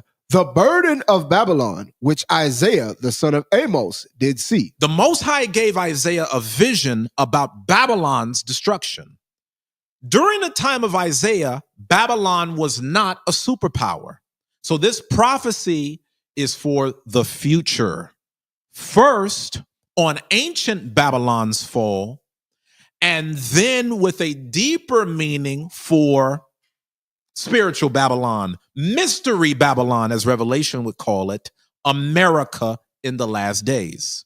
Verse 17, behold, I will stir up the Medes against them. So this is the prophecy. The prophecy is that the judgment that's going to come to Babylon, which is the United States, says, I will stir up the Medes against them. God has nations that he's going to stir up to go against America, which shall not regard silver.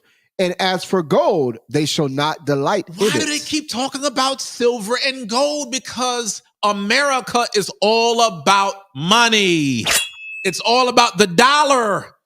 In God we trust. The prophets know that. The prophets, they speak according to the time of the culture of the people. Why do you think that Yahushua, he would always talk during his time on earth based on agriculture? Because our people understood that world. When it comes to these prophecies about the end times, the prophets are making it known you're going to understand based upon money, because money makes the world go round. We're in the most materialistic society that has ever been. Behold, I will stir up the Medes against them, which shall not regard silver. And as for gold, they shall not delight in it. Why is it saying that? Because they know that all of the nations were desirous for Babylon's silver and gold. They all wanted to build wealth through America's economy. When you read about the Medes were a fierce people from the land that's known in the modern day as Iran. And this literally happened with ancient Babylon. In the literal fulfillment of this prophecy, the Medes helped to conquer Babylon with the Persians. You can read about that history in Daniel chapter 5. But for the end time prophecy, this Medes represents Eastern countries who's coming against America with fury, not for money, but for blood. Fatality. There are countries that are out for blood. The Medes, that's just symbolism in the scriptures of foreign nations who will invade Babylon. God always talks a lot of time through similitude. But when he's using the similitude, what he's really saying is, I'm going to stir up other nations to go against America, but they're not going to regard America's silver and their gold, the silver and gold of Babylon. Why? Because God's going to stir them up in such a way, they're not going to be motivated by money. No amount of payment or negotiation will stop them from retaliating against America. And that's what you see right here. Trump said this. He said 50 countries reached out, Elder Yakin, over this past week. Hey, how do we get right with y'all? Y'all the big dogs. We don't want no problems. We need y'all. What can we work out? The reason why the White House sent a tweet saying, do not retaliate and you will be rewarded, is because they were looking for the rest of the world to lay down to America's program. And most of the world did. But guess who was the last man standing on going against America? China. And what China did was they said, no, we're fighting back. You ain't going to bully us. Nope. We're going to go eye for an eye with y'all. You going to retaliate against us? We're going to retaliate against you. And it's been one big trade war. They're not regarding America's silver and gold because they want to be the top dog no matter what. It's bigger than money for them. They're not solely focused on business when it comes to America. Even though they may trade with America, what China has showed this past week, when they showed their hand, they've shown this past week, they're really looking to burn America down. Fatality. They're just doing it a different way.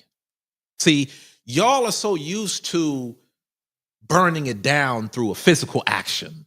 You know, bombs, physical wars. They playing on a totally different level, man. And that's what we're going to talk about. Let's look at China's plan to become the next superpower. China's plan to become the next superpower. China and Russia, brothers in power. China and Russia have formed a strong military and political alliance. Why do you think they do that? You think China don't know that Russia and America ain't the best of friends? They're setting up their own alliances. Read. They do joint military drills in land, sea, and air. Both nations are anti-American in foreign policy and pro-authoritarian in leadership style. They back each other at the United Nations and in global conflicts like Ukraine or Taiwan. Russia is the muscle, China is the money. Together they challenge the West. Next slide. BRICS nations, a new world order. Have y'all heard of BRICS? BRICS is referring to a new world order. Come on. BRICS equals Brazil, Russia, India, China, South Africa, and more recently expanded to include Iran, Saudi Arabia, Egypt, and more. Now let's think about some of these countries. How do some of these countries feel about America? They hate their guts. What does Iran call America? The Great Shaitan. You've got Brazil, Russia, India, China, South Africa, and more recently expanded to include Iran, Saudi Arabia, Egypt, and more. They're building alliances to go against America. BRICS wants to break the dominance of the U.S. and the dollar. It's about destabilizing America. That's what Isaiah was talking about.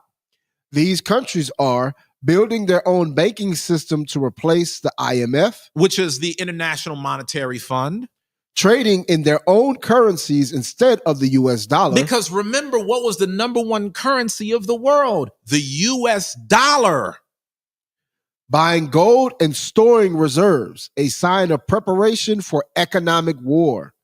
China is using BRICS to unite the East and the global South into a new power bloc, while America is busy entertaining itself. That's what's happening. And that's what Nancy Pelosi was saying in the 90s. She's saying, listen, man, y'all asleep right now. China's on the come up and we're funding them. Next slide. Military strategy, shifting the balance of power. Because y'all think it's just about technology. China is expanding its military rapidly. Here's where they put in their technology. Largest navy in the world. Hypersonic missiles. Most people don't even realize that China has the largest military in the world, about twice the size of America's. Building bases in Africa, the Middle East, and the South Pacific. Look where they building. BRICS countries are sharing. And isn't it so funny, Deke? Every time these nations want to get rich, they go and set up shop in Africa. And we're none the wiser. You know, I remember the first time I went to Africa, out in Accra, Ghana, there were all of these other nations there buying up real estate. All these other nations, Deke, coming to do business. Because, you know, in Africa, where Brother Uzziah is, right, you can buy things cheaper. You could go out there and live like a king. You know, the same home that you're struggling for in America to live in a cardboard box, you could go out there and be the Princess of Munda. So I just want y'all to see the other nations. They know the game. And they're utilizing Africa and other countries to set themselves up. They're looking to build their empire. Stuart, you got something? Hot topic. I also wanted to add that China's been building artificial islands for a while, for a couple of years now as well, and establishing military bases there. We're going to talk about it. I like what you said there, artificial. We're going to talk about that. Back to the slide. BRICS countries are sharing intelligence, tech, and resources. Together, they're preparing to resist Western influence, militarily and economically. Was there anything else, Elder? Do we got any more on that? Okay. I need y'all to see what's happening. So you notice how China is putting their pieces together on a chessboard to try to be the next superpower, right? This is one of the biggest signs. Watch this. Remember how we said we was going to tell you all about these Moabite children, did we not? I need y'all to see how the Chinese view their children. Read this, Deke. China's 6-year-olds are already being offered AI classes in school in a bid to train the next generation of DeepSeek founders. China has rolled out mandatory education programs to make sure that all of their children are learned in cutting-edge technology by the time they reach 6 years old. Fatality.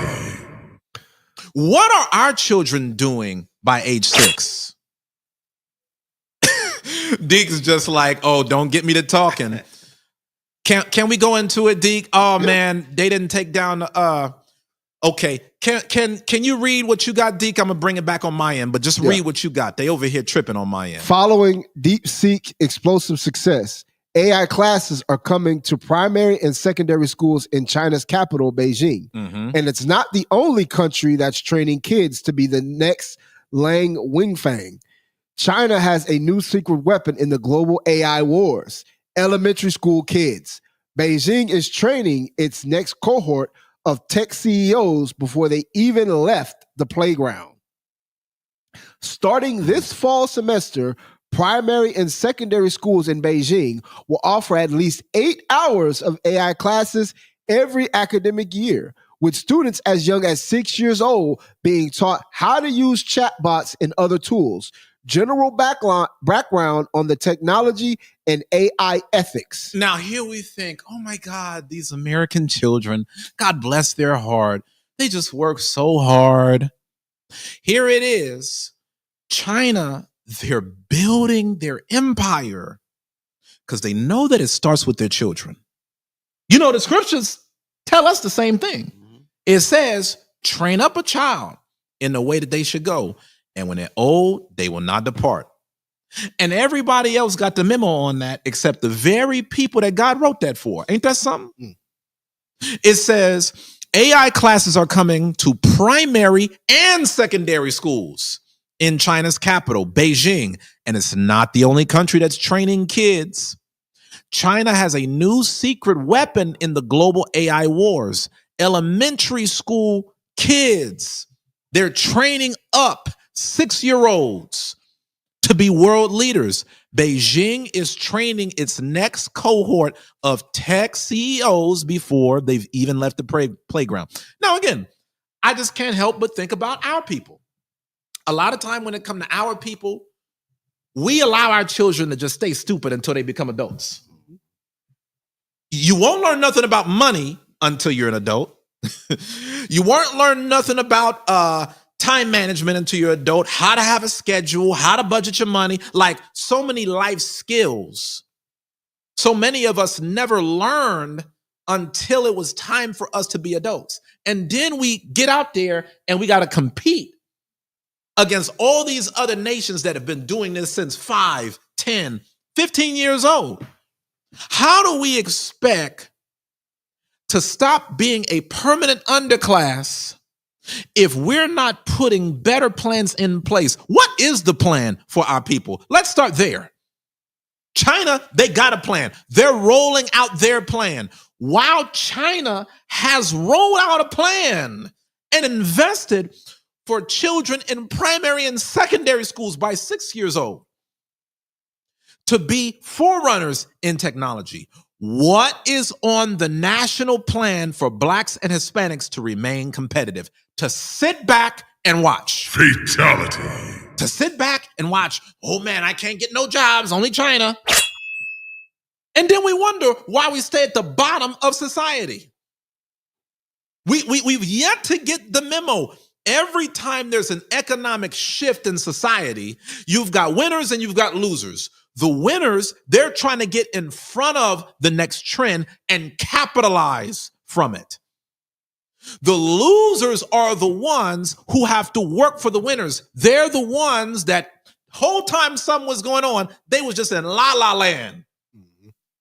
That's one of the things that I was taught growing up. There's 3 types of people in this life. People who make things happen, watch things happen, and who wonders what happened. And unfortunately for us as a nation of people, a lot of times we're wondering what's happening rather than being the ones to make things happen. China is making things happen to try to put themselves on top.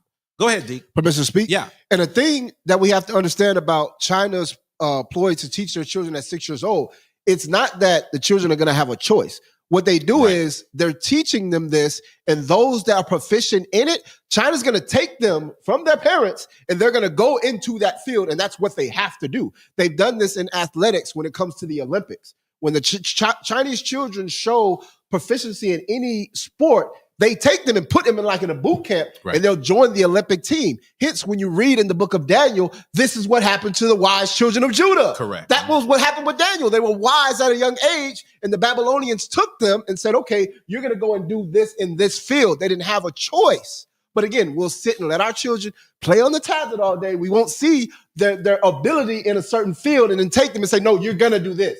No, I don't care what you want to do. You're going to do this because you have proficiency in it, and it's going to help better your people. The other nations are thinking about the betterment of their people when it comes to their children, not just, oh, what does my child feel like they want to do when they get older? Come on, man. We got to do better as a people. You said it all right there, Deke. Oh, do you feel like it?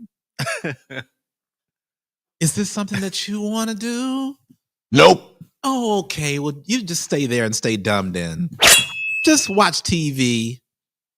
Meanwhile, we buying the biggest TVs that we can find from China. Fatality. It's a game, my people. And we got to learn how to play it. Absolutely. Yes, sir. I just wanted to go back on what Deacon was saying, because again, you said the scriptures say, train up a child in the way that he should go. Mm-hmm. When you also look at the scriptures, you also see that Josiah, King Josiah, was how old? 8 years old when he came into power as a king. So imagine the training, imagine the grooming that had to come before he reached that age to become the king of the whole nation. Yeah. So that's far greater than what we're reading right here that China's doing with the AI. He had to rule the people at that age, and he did it for 30 years, over 30 years. So again, we got to get to that level again. Yeah. Brother Josiah is what, 9 years old right now? Stuart Adriel's son is 9 years old. He would have been the king of the nation right now. So we got to think about that right now and us coming back into power, because it's going to happen eventually. Absolutely. Yeah, we let our children just wallow away for way too long. Back in the day, you would have 8-year-olds getting ready to run something. Yep. Let's go back to the article. AI classes are coming to primary and secondary schools in China's capital, Beijing. It's not the only country that's training the kids. China has a new secret weapon in the global AI wars: elementary school kids. Beijing is training its next cohort of tech CEOs before they've even left the playground. Not employees. Right. Nope. Tech CEOs. Starting this fall semester, primary and secondary schools in Beijing will offer at least 8 hours of AI classes every academic year, with students as young as 6 years old being taught how to use chatbots and other tools, general background on the technology, and AI ethics. And you know the reason why I love this as a tech person with a tech background? Because China is wise enough not only to teach their children how to use the technology, but the ethics behind the technology. A lot of times for us as Black people, as soon as we get the technology, we just let it do all the thinking for us. Remember when we was growing up with the calculator? You couldn't even do 1 + 1 is 2 in your mind because you running to the calculator. Man, Negro, like, use your brain. God gave you a brain. Like, stop outsourcing the thinking to your brain. And that's the thing, my people, that I stress to you. Just because we're living in the age of technology, that doesn't mean that you now resign your brain.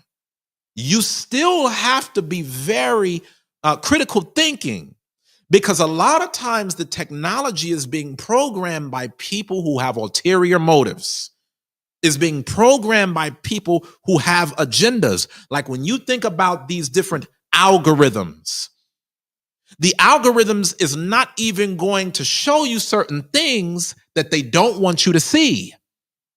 So we have to be very wise about this.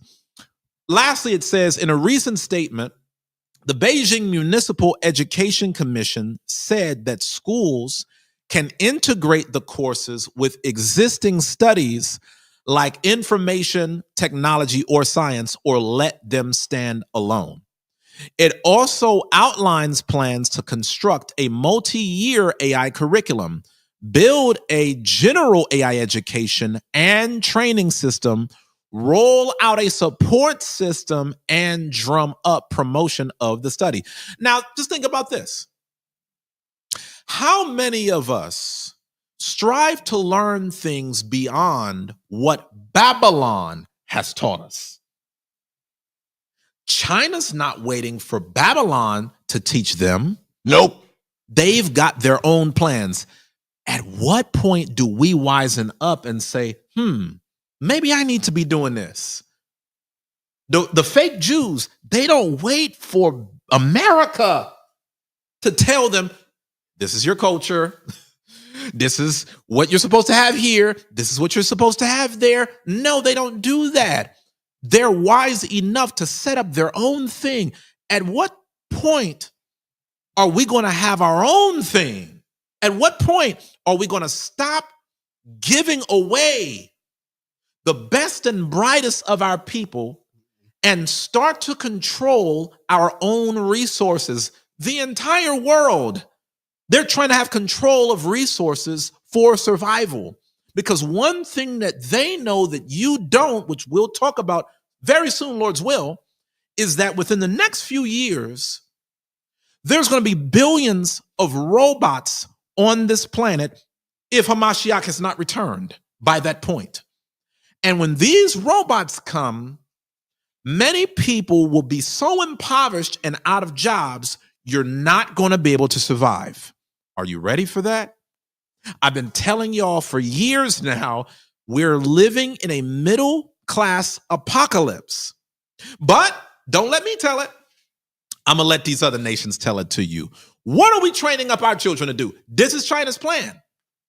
And I want you to see why top companies that we use their technology and their devices, where are they going to give out a lot of the jobs? Are they going to our children who sitting at home, ain't learning nothing? Nope. They're going to China. Watch this.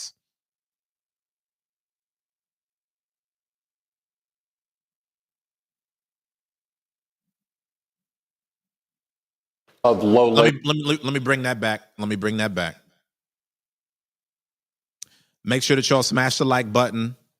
Y'all got to see this. So this is from Tim Cook, who's the CEO of Apple. In a nutshell, Tim Cook has been the guy at Apple pretty much from the time that Steve Jobs died. He's their CEO, and he's explaining why Apple chooses China for manufacturing, despite all of the drama that China brings.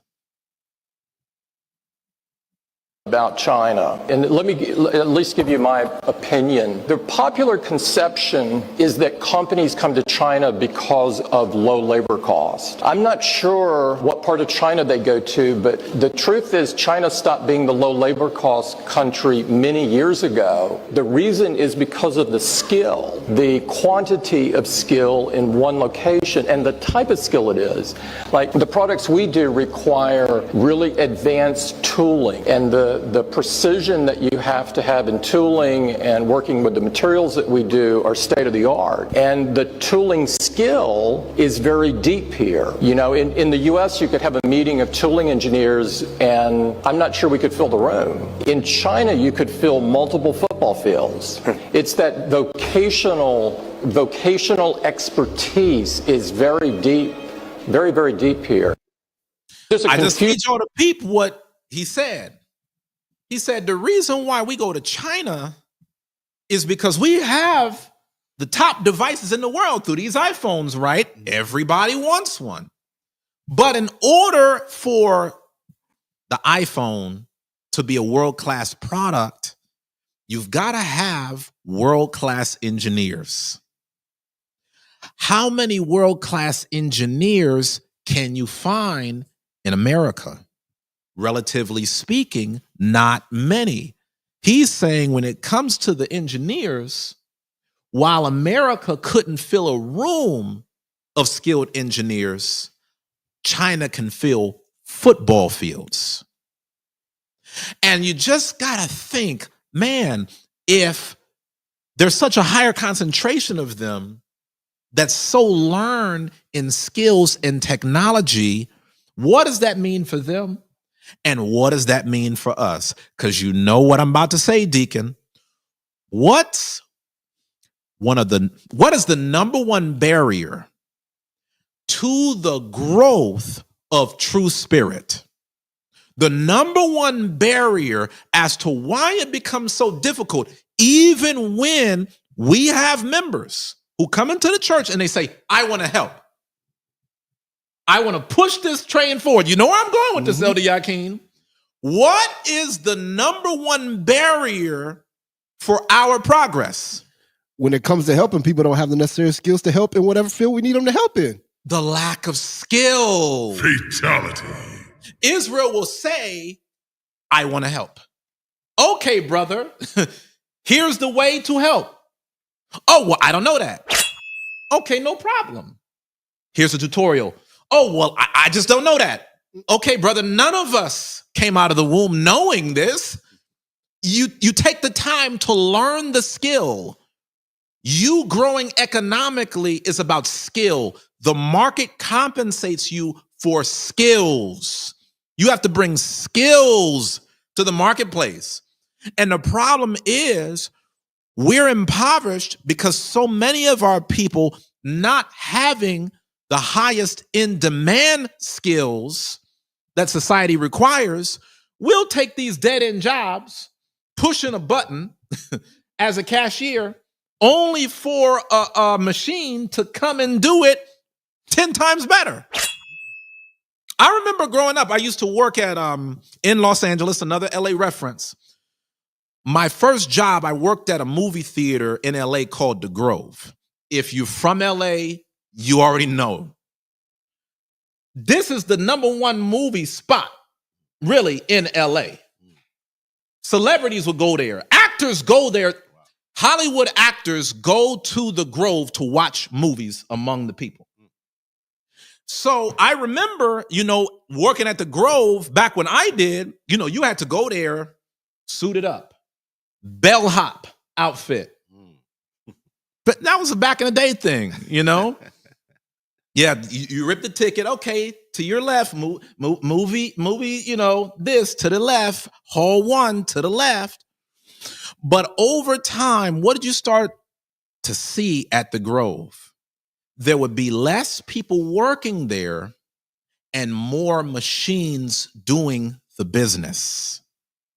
Even in McDonald's, man, it broke my heart. I saw McDonald's in Tennessee, where you know how they have the play place in McDonald's, right? Whole full playground inside, run around upstairs, downstairs, go into the balls, right? Now at this play place at McDonald's, it's a tiny room with 2 seats and a screen. What? I kid you not, bro. It is. Two chairs, Elder Yakin, and a screen. And it's a touchpad screen because they know that the children of this day, they're going to spend most of their time on a touchpad screen. And that just broke my heart, man, because I'm like, man, remember how McDonald's used to be the spot? Like you really felt like you made it in the world if your parents took you to the McDonald's play place over the weekend and you had the Happy Meal, you know what I mean? Like that was a big thing. But everything is changing. And so the reason why I'm pointing this out, and I want to bring it back to the screen so we could see this where we just were with this Tim Cook interview. I want you to notice what Rashad Bilal from Earn Your Leisure says. We have an education problem in America. We're getting dumber while China is getting smarter. No tariff will change that. I've said this many times, but maybe coming from Tim, it will make more sense. So I just need y'all to see what's happening. And I've said this many times, and I'm going to go on record and I'm going to say it here. I'm truly concerned for my people that AI will make us dumber. Because so many of our people will use it irresponsibly, not as a method of study, but as a complete method of outsourcing. So you're thinking less while the machine does more, and you're telling a machine how to replace you. You're giving it your thought patterns. Any utility that you could bring, you're telling it. You're telling it the trends. You're telling it what's on your mind. You're telling it, here's what you did right, and here's what you did wrong. And the more that you do that, the less you're going to think, and the more you're going to be signing your own death certificate. We have to get serious, my people. We have to be intentional. We got to stop treating the Bible like it's a fairy tale, and we have to wake up. So, another way that we've been had, you know where I'm about to go with this, and your sister Ariel. It's about to be a knee slapper right here. TikTok. Y'all on TikTok? Every black person in America, our new favorite social media outlet is TikTok. Guess who knows that? China. And here it is again, black folks.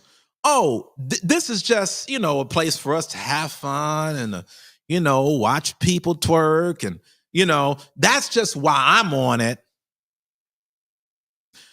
But I want you to look at this article right here. It's not just a theory.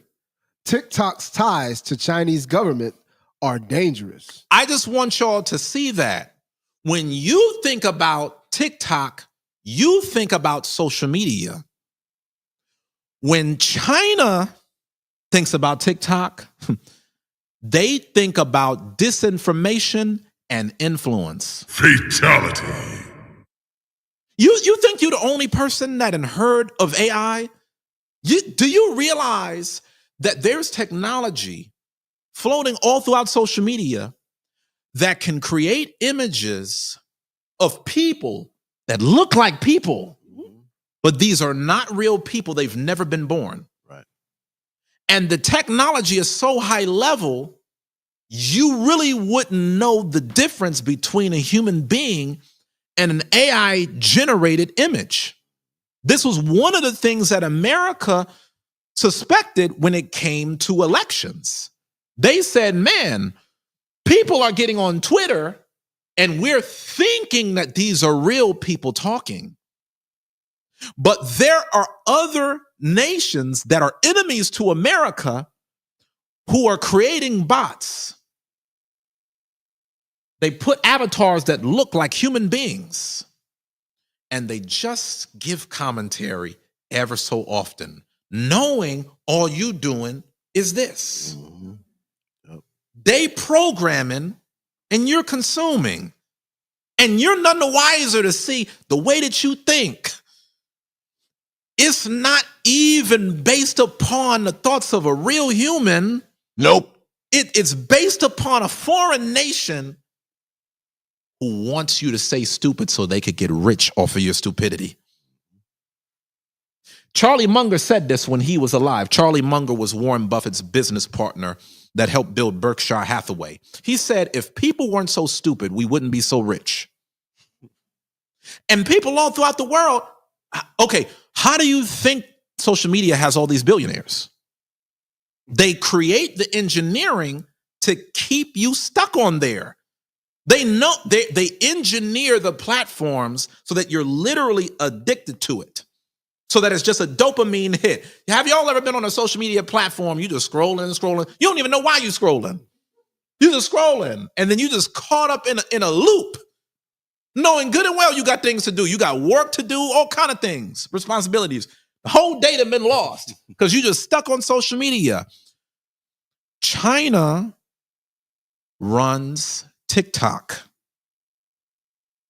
And there's been serious concerns about how China may have leveraged platforms like TikTok and the Rona to influence or undermine the United States. Because remember, Trump was saying that for years, right? That's where the whole statement comes from. China. Yeah, right. He wouldn't even call it the vid. Right. Nope. He's like, no, that's that Chinese thing over there. He had been saying, no, this is something that they done concocted. They playing on a different level, bro. Let's look at China's written plan for global dominance. China's written plan for global dominance. Made in China 2025 plan. Launched in 2015, this is China's blueprint to dominate high-tech industries by the year 2025. Goal: no longer depend on foreign technology. Become the world's #1 tech manufacturer. You remember what I said earlier? U.S. businesses, they would complain that China would be stealing the technologies. The U.S. would be making the technology. China would start to take it to the point where they could do better. Come on.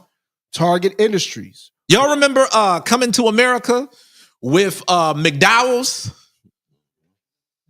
How they would look at McDonald's and say, okay, here's what we coming up with. China, they done made their own McDowell's, but they actually made something better than McDonald's. That's the difference. When we was watching it, again, it's just all comedy and entertainment, but art imitates life. People be doing this for real, for real. Target industries, robotics, artificial intelligence. Because you already see that they got 6-year-olds, mandatory training, 8 hours. You getting that training in. Go ahead.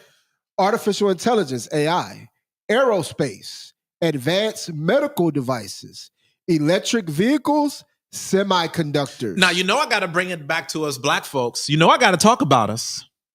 Isn't it so interesting how we're at the bottom economically, but we tend to thrive with celebrity?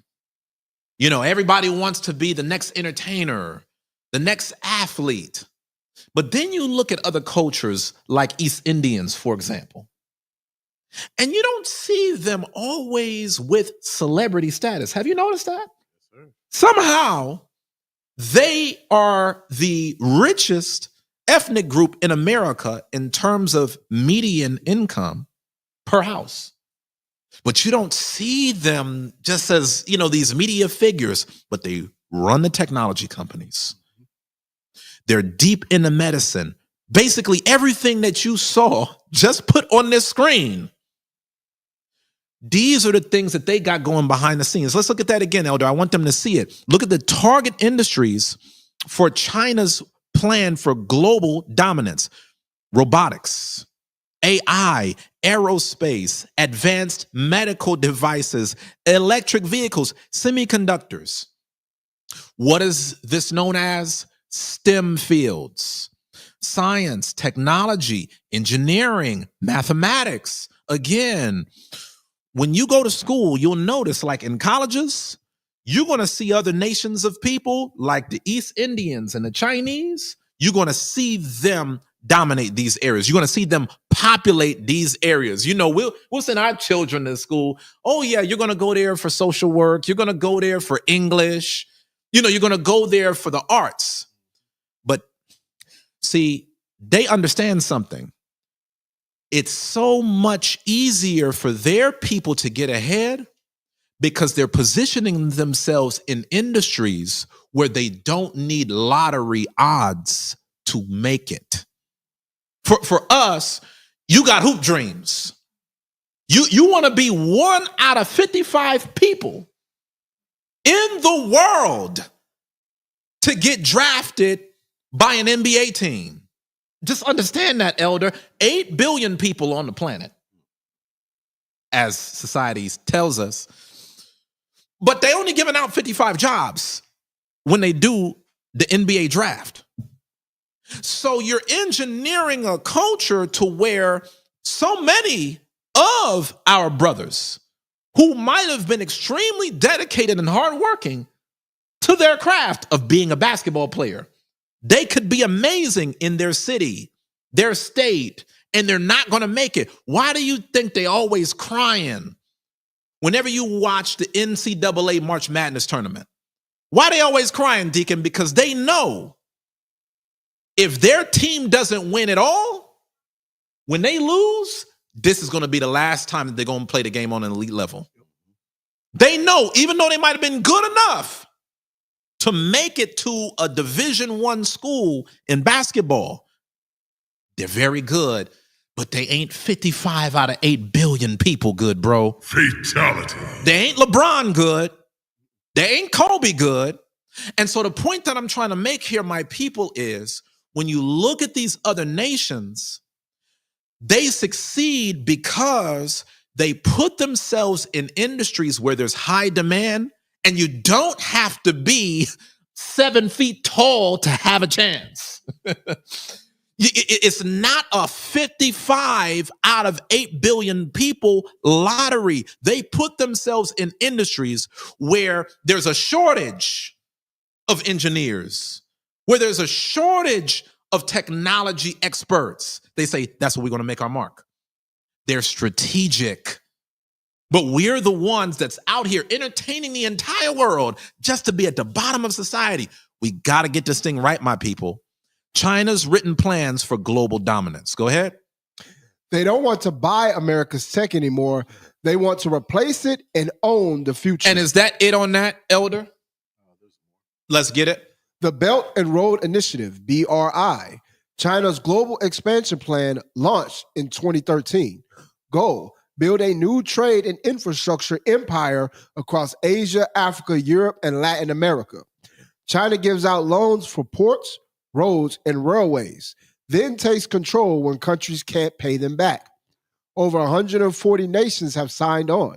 They're not sending soldiers, they're sending contracts and concrete, and it's working. Y'all don't see the game. Y'all not peeping game, Stuart. Y'all not peeping game. For my Caribbean brothers and sisters, how did all these other nations get there? You know, I've been to Jamaica multiple times. And I notice every time I go to Jamaica, I might see an Asian person. I might see an East Indian person. I see somebody that's not Jamaican there. And they tend to run things. Why? Because they set up ownership in ways that we don't understand. Again, let's look back at the slide. Look at how China is lining people up. China gives out loans for ports, roads, and railways, then takes control when countries can't pay them back. Over 140 nations have signed on. And they go into these agreements knowing you can't pay it back. Now you see, don't I always talk about this, Deacon? Don't I always talk about this with our people, but our damn pride? The scriptures talk about servants and handmaids. The scriptures talk about how if you were indebted to your brother, you'd fare better actually getting in his house, working for him, because then you're able to pool the resources together. You're able to work amongst each other. God gave us a system through his laws to where even if we feel like we're losing, we win. The other nations, they took that formula and they plugged it in throughout the world. They started lending. Why do you think one of the curses in Deuteronomy 28 chapter is you're going to be the borrower? They're going to be the lender. They're going to be the head. You're going to be the tail. Why do you think that's a part of the curse?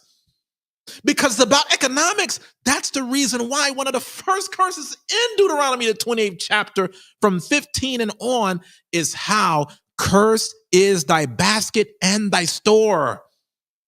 In order for a nation to be self-sufficient, you have to have an economy. You have to practice collective economics. And this is something that we don't understand. But again, look at what China's doing, Elder. China is putting themselves in position to give out loans. They're not just spending it all on clothes and on BS. Nope. They're taking the money that they have, they're loaning it out to countries. They're doing it at a country level and say, hey, when you can't pay me back, your territory is mine. And that's the reason why you see Chinese people in Jamaica. That's the Ariel, that's the reason why you see when you go to Grenada to look at the chocolate factory and these different places, that be the reason why they're there.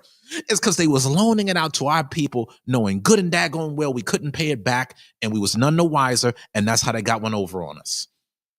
And they outsmarted us because here we think the only time that the nations make war is if it's with guns and knives. The game has changed totally. China ain't doing this thing through guns and knives. They doing these things through contracts. Look at it. They're sending contracts and concrete, and it's working. See that? They're not sending soldiers. They're sending contracts and concrete, and it's working. Was that it, Elder? One more? Next. Okay. De-dollarization strategy. China is working with Russia, Iran, and BRICS nations to ditch the U.S. dollar in global trade. They're actively working to disempower the U.S. dollar. Read. They're pushing for digital currency, ECNY, buying gold, trading oil in yuan instead of dollars. They want to end the dollar's rule so they can become the new head of the financial beast. And this is something that you tend to see again with nations that thrive. For example, if an East Indian sets up a gas station in a community, they have networks where when the gas station is first starting, they'll have their own people come to patronize the business just to give it a sense of stability. And then once there's enough traffic, then that's when it will be more organic in nature. For us, we don't have this. We don't do this. We don't think this way. And that's how these other nations thrive and we don't. We got to see the blueprint, y'all. We got to see how these nations came to America and set up shop. We can do the exact same thing and better with God's commandments. Go ahead. Hence why when we have new videos that come out and the deacon has to get out and say, hey, everybody come like, share, and comment on the video, that's to drive traffic to our platform so people can see what we're teaching, and then it becomes more organic. But if y'all don't want to patronize our YouTube page, like our videos, comment on it, and share it, nobody's going to come see it, and it's not going to get out there to the people. Absolutely. We're our own level of destruction. It shows. When you can't simply go post a simple comment, Chief Elder, you can't simply like the video and share it because you got so much stuff going on, you're complicit in your own destruction. And it shows in just sharing a True Spirit of Christ class that you claim to be a member of. That's a hell of a point. Why do you think that the so-called Jewish people have bar mitzvahs? Is to pool their resources together so their people can prosper. Why? Because even though you see it as them letting go of money, they know it's coming back to them with dividends. That money is being recycled back. And to this point about liking a class, why you think liking a class is so important? You think YouTube wants us to talk like this? Nope. You think YouTube is listening to me right now through its algorithms and being like, oh, all praises, let me send this out. Let me make sure that this goes from sea to shining sea. No, silly. The algorithm is working against us because they know that if enough of you wake up and actually tap in, you say, you know what, bro? We got to stop this. Right. We got to stop always being the last hired and the first fired. We got to stop always being the worker. We got to start having ownership here. We spent over $1.8 trillion just as one tribe of people out of the 12. You know what? Now we got to start putting our money together. If you want to see your people elevate, you have to press it forward. That's why we tell you to smash the like button, because no one else is going to push your empowerment forward but you. The Chinese understand that. Nobody's going to push their empowerment forward but them. They're not waiting for America to dictate their plan. They're coming up with their own plan. They're putting their brain to work. They're training their children. But what we do, we just tell our children, just go get educated by these white folks. Then after that, I don't got nothing else to ask of you. I'm not going to teach you nothing else outside of what they're teaching you. We've got to repent. Back to what we were. The 100-year marathon, U.S. intelligence perspective. Come on. U.S. expert Michael Pillsbury published a book called The 100-Year Marathon, based on the declassified documents and firsthand sources. In other words, studying China. Read. He shows how China's Communist Party has a long-term plan to surpass America, reclaim world leadership like they had it in ancient dynasties, do it by deception, patience, and strategy. You know, Elder, I can't help but to think about our people, man. When I think about this 100-year marathon, you hear me right now? 100-year marathon. Think about the Great Wall of China. When the Chinese had the vision for the Great Wall of China, was that built in a day? Nope. That was a generational plan. When these nations come up with plans, it's how they can dominate over the next 100 years. We as a people, we can't see beyond our nose. We can't think beyond the day. We don't think, okay, how am I positioning my people to prosper 5 years from now? We've yet to even realize that our life's results right now are the results of what you've done 6, 12, 2, 3, 4, 5, 6 years ago. Watch somebody who wants to get right in fitness. You can be 300 pounds. You've been practicing bad habits all your life when it comes to food. Yep. And then instantly you go to the gym one time and you want to be ripped. It doesn't work like that. We are an instant gratification people. And do you know how the nations instilled that in us? By us being the consumers of all of this technology that tells us everything is supposed to happen in a microwave. It's all supposed to happen right now. The Amazon one click, the package is going to be there in the next 2 minutes. Oh, just take the food and put it in the microwave. You don't got to cook nothing. Nope. It's just going to be right there. We live in such a microwave society. But meanwhile, China, who's coming up with the microwaves, they're the ones with 100-year plan. Don't you understand, Stuart Ardriel? How many years have we talked about presidents being handpicked? Not being handpicked 2 days ago. Nope. Handpicked from years ago. Trump was telling you what he was going to do as president before a lot of us were even born. All this was already planned out, man. And what greater planner than the Most High God who sees the end from the beginning? It's all written. But we as a nation of people, we cannot think past the next 5 minutes. We got to look at this, my people, and see that's how you get ahead. 100-year plan, back to the slide. He shows how China's Communist Party has a long-term plan to surpass America. Not overnight. Let's give it a 100-year marathon. Reclaim world leadership like they had in ancient dynasties. See, they go back and they look at their people's culture to know how powerful they were. Y'all don't hear me.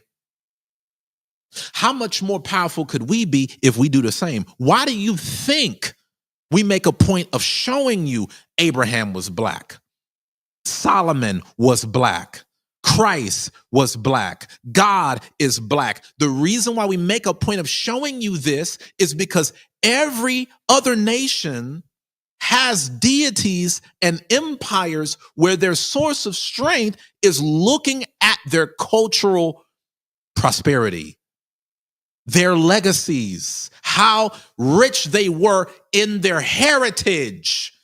And they say, of course you're supposed to be great in math. You're Chinese. Of course you're supposed to be great in technology. You're East Indian. I think a lot of y'all don't see how these other cultures move, Elder Yakin. A lot of these other cultures, if they make an A on an assignment, it's not a big deal for them because it's a part of who they are. It's a part of their identity. But for us, Our identity is rooted in base, poverty, bottom of society. That's why we got to come back to this word. That's why we got to bethink ourselves. Back to the slide. Reclaim world leadership like they had in ancient dynasties. Do it by deception, patience, and strategy. And you know I got to speak on this. Because real G's move in silence. You know what, black folks, senior sister, everything's got to be broadcasted. Whatever move I made, let me cut the camera on. Let me get my camera out. Let me make sure the world sees it. You know what, us as a people, we don't start to do nothing until the camera is on. But meanwhile, okay, when it came to the Italians and how they set up shop and ran New York in the 80s, did they do it by talking? Nope. No, they had rules where you do everything in secret.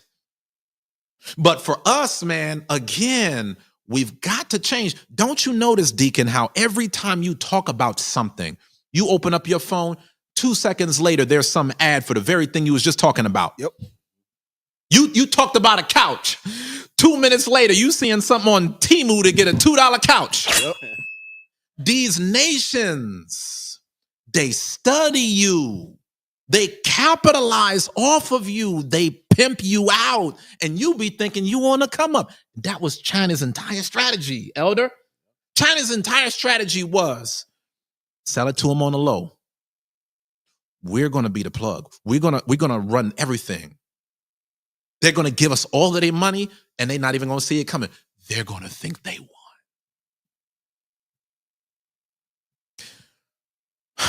Let's go to Judges chapter 3. I need y'all to understand something, brothers and sisters. You might be looking at this and saying, what does this have to do with us, the Israelites? You might be looking at this and thinking, man, China don't got nothing to do with us. Nope. They over there. Wrong. China has everything to do with us because China played a huge role in our downfall until this very day. Watch this. The book of Judges, chapter 3, verse 1.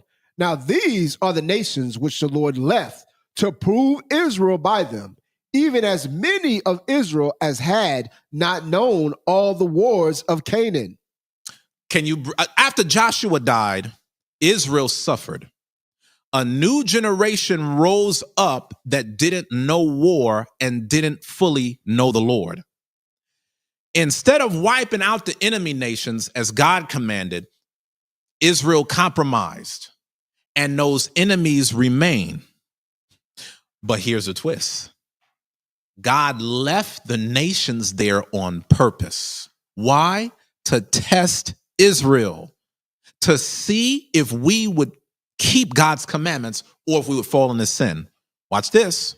And the children of Israel did evil again in the sight of the Lord. And the Lord strengthened Eglon, the king of Moab, against Israel, because they had done evil in the sight of the Lord. Here we go again. Israel sinned. And this time, the Most High didn't just let things fall apart. He strengthened our enemy. He raised up Moab through King Eglon to punish us.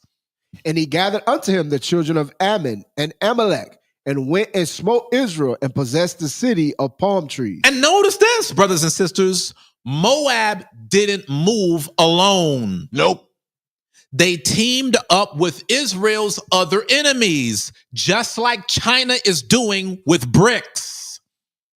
Y'all don't see the writing on the wall, and y'all will quote all these precepts. But you don't see the application of it in the modern day. When you see it, it's the scriptures at play, because nothing is new under the sun. Moab is going to team up and make alliances with the enemy to make sure you stay at the bottom. So here now, it's a triple threat. All the nations that hated the Israelites are working together to dominate us. Read. Verse 14. So the children of Israel served Eglon, the king of Moab, 18 years. The Moabites had us enslaved. They had our people in hard bondage. A lot of y'all think only white people had us enslaved. Nope. That's just the slavery that most of us know about. This came before that. Come on, again. We showed y'all earlier that the American school system ain't teaching nothing. The only thing that you've been taught is that George Washington Carver made a peanut. And that he knew how to use a peanut well in Black History Month. They don't teach you about your people prior to slavery. They don't teach you about how you ruled Europe for hundreds of years. They don't teach you about all of the other nations that had you oppressed prior to the transatlantic slave trade. Read. The book of Deuteronomy, chapter 23, verse 3. An Ammonite or Moabite shall not enter into the congregation of the Lord. Even to their 10th generation shall they not enter into the congregation of the Lord forever. We were given laws to separate ourselves from the other nations. Why? Because of how they treated us in the wilderness. God is saying they will never have a place among my people.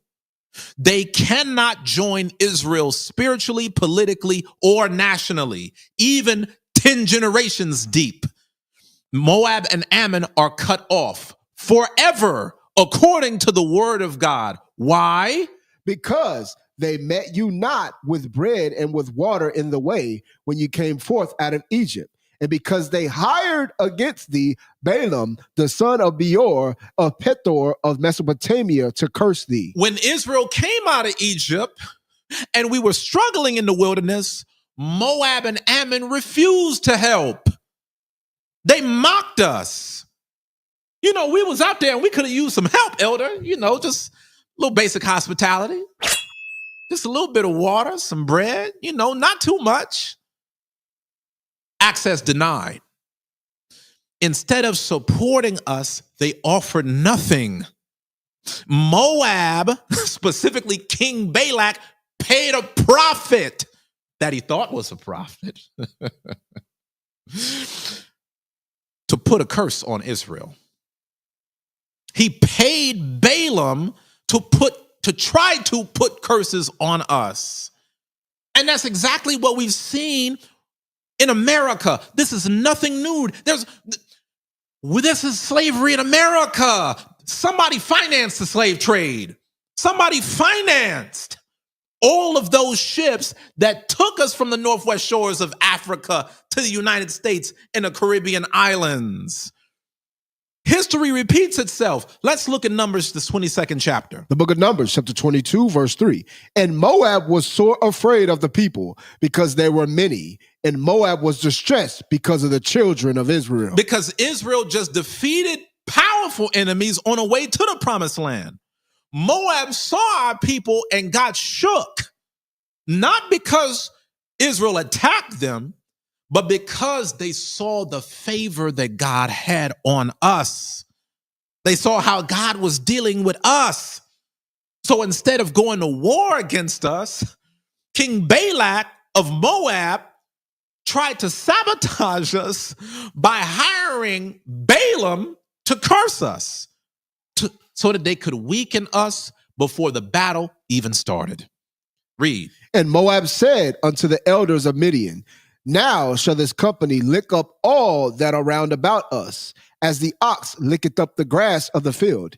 And Balak, the son of Zippor, the king of the Moabites at that time, he sent messengers therefore unto Balaam, the son of Beor, to Pethor, which is by the river of the land of the children of his people, to call him, saying, behold, there is a people come out from Egypt. Behold, they cover the face of the earth, and they abide over against thee. Come now, therefore, I pray thee, curse me this people, for they are too mighty for me. Peradventure I shall prevail, that we may smite them, and that I may drive them out of the land. For I wot that he whom thou blessed is blessed, and he whom thou cursed is cursed. Let's go to Numbers 24 and verse 13. Verse 13.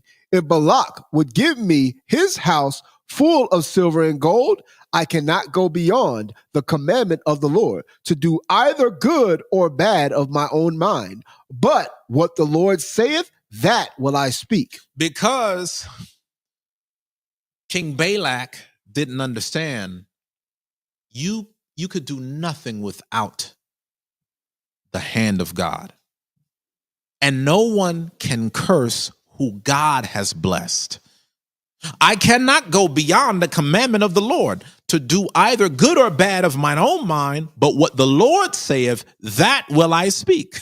This is what we got to see. Come on. And now, behold, I go unto my people. Come therefore, and I will advertise thee what this people shall do to thy people in the latter days. Balaam tried to curse Israel multiple times, and the Most High stopped him every time. But now he's frustrated, especially in dealing with Balak, and now he's going to give a prophecy. What is the prophecy? Verse 15, and he took up his parable and said, Balaam, the son of Beor, hath said, and the man whose eyes are open hath said, he has said, which heard the words of God and knew the knowledge of the Most High, which saw the vision of the Almighty falling into a trance, but having his eyes open. I shall see him, but not now. I shall behold him, but not nigh. There shall come a star out of Jacob, and a scepter shall rise out of Israel, and shall smite the corners of Moab, and destroy all the children of Seth. Now I want you to notice this. In this story, Moab tried to curse us. But in the end, the king from our seed is coming back to curse them. Fatality. And Edom shall be a possession. Seir also shall be a possession for his enemies, and Israel shall do valiantly.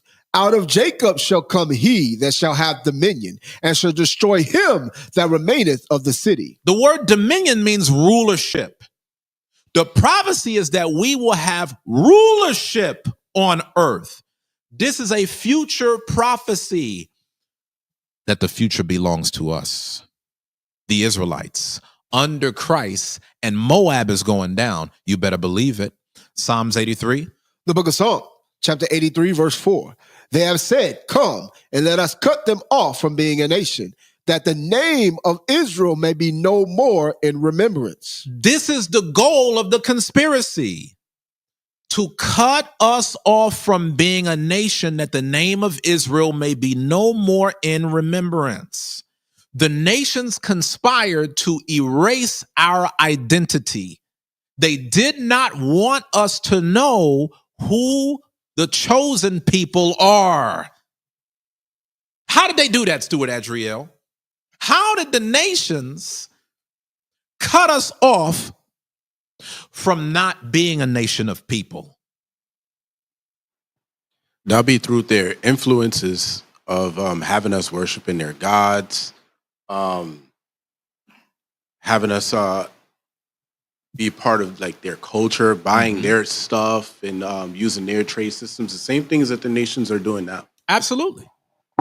They did it by scattering us throughout the four corners of the world, by us not living in our homeland. They did it by stealing our heritage and replacing us with fake identities. Now you don't know who you are. You call yourself a color, black. But what country are you going to go to that's called black? Hey, travel agent, can you send me back to my homeland? I need to go to black. Bruh. They're going to look at you like you're stupid. And then they take the people who are not the Jew, that call themselves Jews, and give them that title, all to cut you off from who you really are. All of that blocks us from getting back to our righteousness. And it goes back to the beginning of the class. Remember when we were talking about the Gentiles? That's how they cut you off. That's how they conspired, because you're no longer known as the nation of Israel. You're known as a Gentile. Fatality. And that's why I asked at the start of the class, when you read this verse about Jeremiah, the prophet against the Gentiles, Is he against the other nations who cut you off from being a nation of people? Or is he against us? No, he made a covenant with us, but he's speaking against the nations that cut us off. See, I need you to understand something, brothers and sisters. They don't just want to kill us. They want to erase us completely. They want to make it so that we don't even remember we're Israel. And sadly, that plan worked for a time, but now we're waking back up. And it's high time to awake out of sleep. Verse 5, for they have consulted together with one consent. They are confederate against thee. This ain't just one nation acting alone. Nope. This is a confederacy. All the nations are in agreement to keep us at the bottom. They all agreed, let's keep the Israelites down so that we can stay on top. We're the only nation of people on the planet that everybody agrees needs to be at the bottom. That's not politics. That's prophecy. Who are these nations? The tabernacles of Edom. The Edomites conspired to keep us at the bottom. Those are the ones you know. The Caucasians, the Edomites. Biblically, they're known as Edom. And the Ishmaelites. Ishmaelites are the Arabs, the descendants of Ishmael. They know who they are in the Bible. Read. Of Moab. Of who? Of Moab. Of who? Of Moab. The Moabites conspired for our failure. Fatality. They were confederate with all of our enemies to cut us off from being a nation of people, not just Edom. We were enslaved by the Arabs in the sub-Saharan slave trade. We were enslaved by the Edomites. We were enslaved by the Moabites on top of the Edomites. The Moabites had us enslaved before the Edomites did. The Moabites is one of Israel's oldest enemies that you never hear about. Read. And the Hagarenes. And the Hagarenes. Africans. Read. Gebal and Ammon. Come on. And Amalek. We can't forget about Amalek. Those that say that they're the Jews and are not. Read. The Philistines. The Philistines. Read. With the inhabitants of Tyre. Assur also is joined with them. The Assyrians. Come on. They have holpen the children of Lot. Who did they help? They have holpen the children of Lot. Who are the children of Lot? Moab and Ammon. Selah. That's who it's talking about. It's talking about how all the nations conspired together to cut us off from being a nation of people. You have all of these nations that formed alliances economically and spiritually against the true children of Israel. That's why you don't know who you are. That's why your parents don't know who they are. That's the reason why your grandparents, they don't know anything outside of what Macedon taught them about this book. That's the reason why when we came to America, it was illegal to read and write. You would be killed for that. Why? Because if you actually open up the book and you actually understood what was in it, you would understand how powerful you are, that you're God's chosen people above all nations of the face of the earth. And there's no way that you would settle for being at the bottom of society. All of the other nations, they know how talented you are. They know that you're the salt of the earth. They know that you're the trendsetters. They know that you have the strength. They know that you have the creativity. They know that you have the style. And they all conspired together to keep you deaf, dumb, and blind. And now we play into it ourselves. Now we will fight each other over being told that you're God's chosen people. We tell it to our people and they act like we're saying something offensive to them. How China, again, you think this is about Esau only? Nope. How has China exploited our people to this very day through their economic systems? Watch this. How has China exploited our people? Through economic systems. Number one, flooding our communities with cheap products while killing black businesses. China produces ultra cheap goods, clothes, hair, electronics, beauty products, and dominates the supply chain. These products flood black and Hispanic neighborhoods, undercutting prices from local family-owned businesses. Because you know what we always say when we teach on the street, right, Deacon? We'll go out there, Deuteronomy 28, and thou shalt be in want of hunger and in thirst and in nakedness and in want of all things, right? And how do we always break that down? Do we control our own factories? Nope. Do we control the water? You know who do? These other nations. And many of the manufacturers of the goods are China. When you're reading Deuteronomy, the 28th chapter, and you're trying to explain to somebody who they are, you have to break it down by making it known that you're not running it. It's China. You're in want of all things to China. When you look at your clothing and you pull up the tag and it says, okay, made in Malaysia, that's what Deuteronomy 28 was talking about. We are not mobilizing to own and control our own resources because the other nations are doing it. And we're none the wiser. Back to where you were? In many cases, Chinese-owned stores are set up in our communities. You better talk about it. But we don't own them, don't work in them, and don't benefit from them. Think about the nail shops. How many black women you done seen working at the nail shop? Oh, the nails look nice. No. Let me do it like this for you. Is there people doing it? Is there people that start the business, run the business, own the business? And they get rich off of us. When Donald Trump is saying that China is getting rich off of America, here's the secret, black people, they talking about your dumb behind. Fatality. When Donald Trump is saying that China has gotten rich off of us, he's truly talking about black people. Because you're the number one spender in the world. You're the number one spender per capita in the world. We have the fastest growing community of consumers in the world through the Hispanic people. But you just don't see it. Go ahead. We're the main customers, but we ain't the owners. Our dollars leave our community and build up theirs. Again, how do you think a lot of these Asians are able to send their children to college? Because of the money that you put into their beauty stores.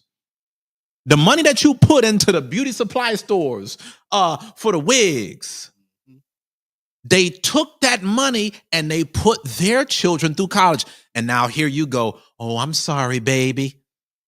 Mama got to work 2 and 3 jobs. And, hey, if you don't get the full ride scholarship, I guess you just ain't going. Nope. And then you'll have a lot of our sisters talk about having to get on a pole to try to strip their way to pay through college tuition. That's what the Players Club was about. And I know women that, come on, man. If you know, you know. A lot of our people, we just don't see it, bro. We asleep, Dick. We asleep. Go ahead. And the thing about that hair that y'all getting, that real human hair, right? They're sacrificing that hair to their gods, and then they're giving it to you. Y'all seen the movie with Chris Rock? It was black hair or something like that, where it was the East Indians were sacrificing that hair to their gods, and then they're giving it to you to make wigs, and y'all are going to these beauty supply stores buying it, and wonder why the sisters be bugged out, because they got all this human hair in their head that's been sacrificed to an idol. Wow. Heavy. Wisen up. Heavy, man. Let's go to Judah chapter 5. The Moabites have always known the key to our downfall. Watch this. Again, think about how the Moabites move. Silent. They do their thing in silent, in so much that 99% of our people, they don't even see the connection behind the Moabites have us at the bottom right now. Go ahead. The book of Judah, chapter 5, verse 1. Then was it declared to Holofernes, the chief captain of the army of Assur, that the children of Israel had prepared for war, and had shut up the passages of the hill country, and had fortified all the tops of the high hills, and had laid impediments in the campaign countries. Wherewith he was very angry, and called all the princes of Moab, and the captains of Ammon, and all the governors of the sea coast. And he said unto them, Tell me now, ye sons of Canaan, who this people is that dwelt in the hill country, and what are the cities that they inhabit, and what is the multitude of their army, and wherein is the power and strength, and what king is set over them, or captain of their army? And why have they determined not to come and meet me, more than all the inhabitants of the west? Then said Achor, the captain of all the sons of Ammon, Let my Lord now hear a word from the mouth of thy servant, and I will declare unto thee the truth concerning this people, which dwelleth near thee and inhabit the hill countries, and there shall no lie come out of the mouth of thy servant. Let me break it down. The Assyrians were preparing to attack the Israelites. Holofernes, who was a top general under Nebuchadnezzar, heard that Israel was rebuilding, and they was not trying to get on Holofernes' program. He sets up a council to ask who the Israelites are. What nation is this that dare stand up against us? Then you had Achior, a captain of the Ammonites, to give him a detailed breakdown of Israel's history. And I want you to notice, who did Holofernes go to? Who is they calling? He's calling the princes of Moab and the captains of Ammon. These were our enemies. And that's the reason why the Assyrians knew, okay, let me go to Israel's enemies to get the game on them. And then they tell a very clear explanation of how Israel's power works. What does this show us? The nations are watching us. The nations, they watch us and they study us on how to keep us at the bottom. You remember I told you all about that movie back in the 50s, The Art of Selling to the Negro. Verse 17. Verse 17. And whilst they sinned not before their God, they prospered, because the God that hateth iniquity was with them. But when they departed from the way which he appointed them, they were destroyed in many battles very sore, and were led captives into a land that was not theirs. And the temple of their God was cast to the ground, and their cities were taken by the enemies. But now are they returned to their God, and are come up from the places where they were scattered, and have possessed Jerusalem where their sanctuary is, and are seated in the hill country, for it was desolate. Now, therefore, my Lord and Governor, if there be any error in this people, and they sin against their God, let us consider that this shall be their ruin, and let us go up, and we shall overcome iniquity in their nation. Let my Lord now pass by, lest their Lord defend them, and their God be for them, and we become a reproach before all the world. What do the other nations know? When Israel is in righteousness, nobody can touch us. When we are keeping God's commandments, the Most High fights our battles for us. And when the Most High's fighting, we're undefeated. We dominate. When we broke the commandments, keep in mind, sin is the transgression of the law, 1 John 3 and 4. When we break God's laws, which is the act of sin, we lose every time. When we break God's commandments, we get slaughtered, enslaved, and scattered, deported, migrated. That's how Babylon, Greece, Rome, Moab, and so many others were able to conquer us. The nations know the cheat code. Get Israelites to sin and you can rule forever. That's the key. That's what Holofernes learned from the princes of Moab. That's what he was learning from the Ammonites. The other nations know that we're not just some random people. Nope. The other nations know that we're God's chosen people. They study us, they watch us, and they fear us when we're in order. The enemies know they don't need to defeat us in battle. They just need us to sin. So if we're off in doctrine, if we're all divided, if we are walking in a carnal mindset and we're rebellious, they can take us easily. And here's the key. The other nations aren't really afraid of our numbers. They're afraid of our righteousness. They know the Most High fights for us whenever we're in order. So if you really want to overthrow Babylon, stop sinning. Let's go to 2nd Ezra chapter 5. Again, prophecy. Think about the valley of the dry bones. Remember, we stood on our feet, an exceeding great army. And when you read in the book of Revelations about that account, Deacon, that's when the other nations was in fear. They're not in fear because you just go out there and just talk. Nope. They want to see, are you keeping God's commandments? The nations, they spend billions of dollars promoting idolatry and pagan holidays to keep you sinning, to stop you from keeping God's commandments, because they know the minute that you start keeping God's commandments, that's their end. And they understand when you start keeping God's commandments, that's your heaven and their hell. And right now, it's the opposite. Read. The second book of Ezra, chapter 15, verse 46. And thou, Asia, thou art partaker of the hope of Babylon, and art the glory of her person. Asia, which is talking about China and its surrounding nations, they tied their future to Babylon. They tied their future to America. They copied America in some of their tactics. They traded with America and got rich. They took on America's economic system. And now they're chasing after America's status. That's why Ezra is calling China the glory of her person, meaning that China is reflecting Babylonian energy.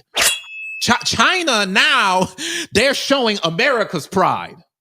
Because America says, oh, we're America the Great. We're too big to fail. We're the superpower of the world. China is modeling America's wealth. They're trying to have the number one economy. Right now, having the second. They already got the largest military. They got large population. Now they're trying to have the largest dollar. And they also model the rebellion of America. The same way that Babylon rebels against the Most High, Moab rebels against the Most High. And thou, Asia, that art partaker of the hope of Babylon and art, the glory of her person, meaning that China is like Babylon's mirror. China is mirroring America's economic desires, mirroring America's technological desires, mimicking America's cities, mimicking America's pride, their philosophy. Read. Verse 47. Woe be unto thee, thou wretched, because thou hast made thyself like unto her, and hast decked thy daughters in whoredom, that they might please and glory thy lovers, which have always desired to commit whoredom with thee. The Most High is saying you didn't just partner with America, you became like America. You decked your daughters in whoredom, meaning you raised society in China to look attractive to Babylon. You became very enticing. You sold yourself for little. See, y'all think when when Ezra is talking about whoredom, you think it's just going out there talking about physically prostituting. Nope. It's talking about how China was so desirable because it sold itself for cheap. And that was very enticing. You raised China to look attractive to Babylon, to be accepted by Western culture, because you prostituted yourself and gave yourself away for that dollar. China wants to be the next world leader, but they're using the same playbook as Babylon used. Moab dressed up like Babylon, hoping that the other nations would love her too. But God is saying, woe to you, because judgment is next. Thou hast followed her that is hated in all her works and inventions. Therefore, saith God. You didn't just trade with America, you followed America in her wickedness. The same way that America was hated throughout the world for the abuse of human rights, now it's China known for doing the exact same thing through their communist system. The same way that America has been hated for their surveillance, that's what China's got going on. You see, China, they got all kind of stuff going on. The social credit system, all kind of things.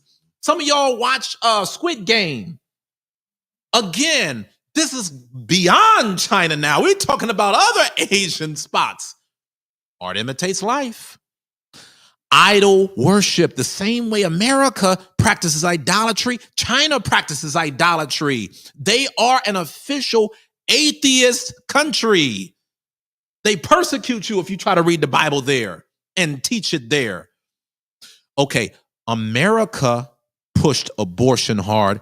China started pushing abortion hard. Fatality. America pushes greed. China's pushing greed.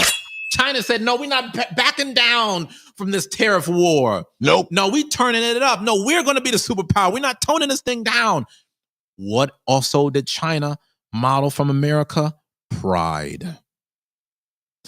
They have an Edomite-like pride about themselves. That'd be the reason why, if you ever watch the Olympics, what two countries is always going at each other's throat? China and America. Just go back and look at the Olympics from the past, Olympic Games. You're going to see America, China, America, China, America, China. And half the time in the midst of the Olympic Games, sometimes China will have more gold medals. And then they need the Negroes to go out there and run the 400-meter hurdles so that way America can win. Fatality. You just don't understand, my people. Negro, please. You really don't understand how powerful you are. You really don't understand that you really the energy behind this. The same beast of a system that corrupted America is now being adopted by Moab. The same inventions that made Babylon hated throughout the world, China is now exporting them. The Most High sees all of it, even if you don't see it. Verse 49. What does God say he's going to do about this? I will send plagues upon thee, widowhood, poverty, famine, sword, and pestilence, to waste thy houses with destruction and death. Moab rose in pride, but pride cometh before the fall. And now they're going to fall hard. The Most High ain't just bringing economic loss to China. Nope. He's going to bring destruction. This is the prophecy, Jeremiah 48. The book of Jeremiah, the book of the prophet Jeremiah, chapter 48, verse 42. And Moab shall be destroyed from being a people, because he hath magnified himself against the Lord. This is total collapse. God prophesies Moab's going to lose their identity. They're going to lose their influence. They're going to lose their power. Why? Because they rose up thinking they were going to be the next superpower. Nope. But their pride made them next in line for judgment. Why? Because he hath magnified himself against the Lord, not just against Israel, against the Most High himself. Moab lifted up through, we're going to be self-reliant. We don't need y'all anymore. They lifted themselves up by being an official atheist country. They said, we don't need God. We don't need what y'all talking about. They lifted themselves up through their control, through their communist systems, their censorship. They lift themselves up through the mockery of God's people. Go and watch videos of how black people are mocked in China by the Chinese. Go to China as a black man. See if they're just doing backflips for you. See if they're not dogging you out in their own language. Again, we're so narrow-minded. We think that the only nation out here that has mocked us has been the Europeans. You don't realize you're a laughingstock throughout the world. Read. Woe be unto thee, O Moab, the people of Chemosh perisheth. For thy sons are taken captives, and thy daughters captives. Yet will I bring again the captivity of Moab in the latter days, saith the Lord. Thus far is the judgment of Moab. That's the judgment. Psalm 60 and verse 8. The Most High doubled down on this. The book of Psalm, chapter 60, verse 8. Moab is my washpot. A washpot, that's a dirty thing that's used to wash feet. It's a dirty water basin. Okay, in the ancient world, a washpot was the lowest object in the house. That symbolized servitude. God is saying Moab's role is to be under Israel. They're not meant to be kings. Nope. They're not meant to rule over us. God says they're my foot washing bowl. Read it again. Moab is my washpot. Read it in your Bible. Open up your book. You think I'm making stuff up. You think just because you seeing this on an online screen that this ain't in the Bible at your grandmama house. Rather than just letting the Bible sit there and collect dust in your grandmama house, why don't you open up the Bible to see it for yourself? And when you open up the book, because you know what they say, Deacon, if you want to hide something from a Negro, put it in a book. This is the greatest book of all time, the #1 best-selling book of all time, the most famous book of all time. When you open up this book for once in your life and you turn to Psalm 60 and verse 8, what does it say? Moab is my washpot. Moab is my washpot. That's how God feels about them. Fatality. Here you go, though. Kumbaya, my Lord. Kumbaya. You holding hands, not knowing the will of God. Read. Moab is my washpot. Over Edom will I cast out my shoe. Okay, we got to go into this thing, man.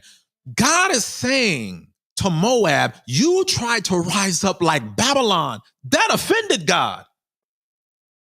God is saying, you're a bucket, not a throne. You thought that you was going to be the #1? Nope. Stay in your place. Moab is not destined to rule, but to serve.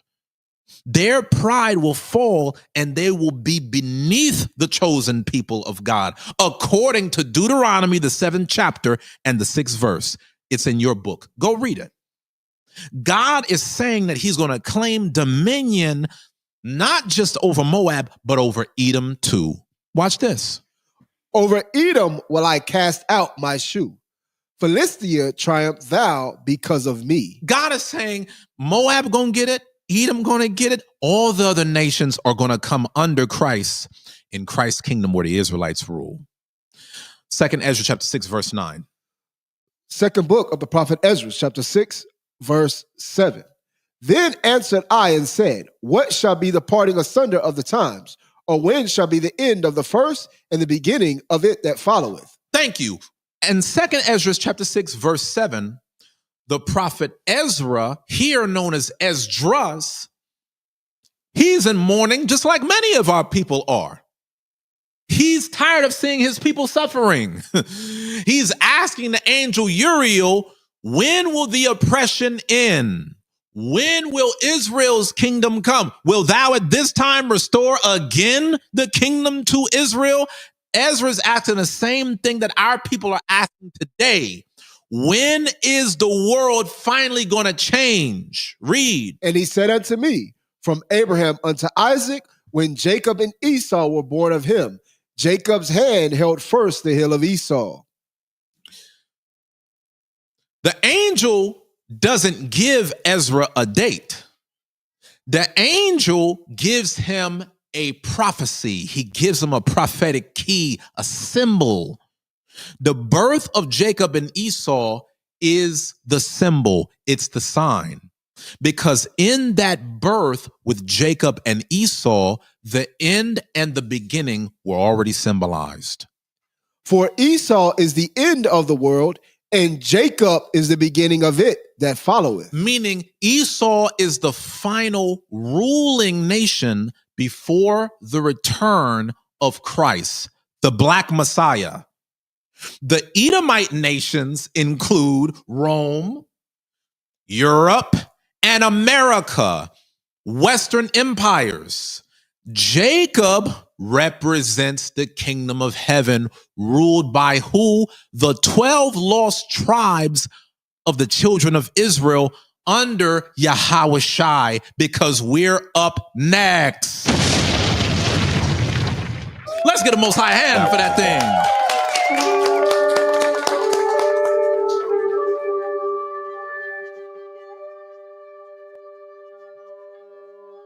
But before we keep going, let's take a moment for our community check-in. We've already hit on some powerful truths, and we're about to go deeper, but this is where we make sure that everybody's locked in, connected, and up to speed. So, brothers and sisters, if you've enjoyed today's lesson, please go to truespiritofchrist.com/member if you are not a member, so that you can join and fellowship, okay? There's a lot of things that we do behind the scenes. The revolution will not be televised. So if you want to come to our feast days, if you want to fellowship, if you want to help us build, make sure that you go to truespiritofchrist/member so that you can become a member of our assembly. We ask, brothers and sisters, if you enjoyed this lesson, that you text GIVE to 512-710-0928. Your donations are very important. As you can see, we cannot give all our money to China. Nope. We got to make this thing work with us. All right, we got the Study to Show Thyself Approved Bible studies on Fridays at 8 p.m. with Deacon Shama Ariyah to build up our men. We got to build up our men to be strong, not outsource the thinking. Nope. To develop thinkers, develop leaders, develop mighty men of God. Fridays, 8 p.m., members only, brothers only. We got our first annual Spirit of Community online raffle, where once again, we're putting together our resources for the proceeds to go to our nation. It's to build our community. That's what we're all about here at True Spirit of Christ, building a better community, one family at a time. Make sure that you secure your raffle ticket now by going to the link. Do that after the Sabbath for your purchase, okay? We got PlayStation 5s available. We got projectors. We got all kinds of things. Everything that you want from China, you can actually have proceeds come to us. All praises. Next, we have youth Sabbath lessons to train up our children, just like the Chinese are training their children in AI at 6 years old. So make sure that you sign up for the youth Sabbath lessons on Saturdays at 11 a.m. Central. Contact youth_ministry at truespiritofchrist.com. Make sure that you keep in touch, because China or another one of the Psalms 83 nations, they might be confederate to take our channel down. God forbid. They can't do it if God ain't behind it. So please make sure, brothers and sisters, that you pray for us, okay? We take much risk. We put our lives on the line to put this content out there. I hope that you understand that. The nations, they don't take kindly to this type of talk at all. Nope. Because it exposes them. So please, join our mailing list. If anything happened to our YouTube channel, this will be the only way that you could get in contact with us. Go to bit.ly/True Spirit of Christ. Put in your name, put in your email, And that will keep you up to date with all of our latest events that we do behind the scenes. And last but not least, I want to say this is part of the community check-in.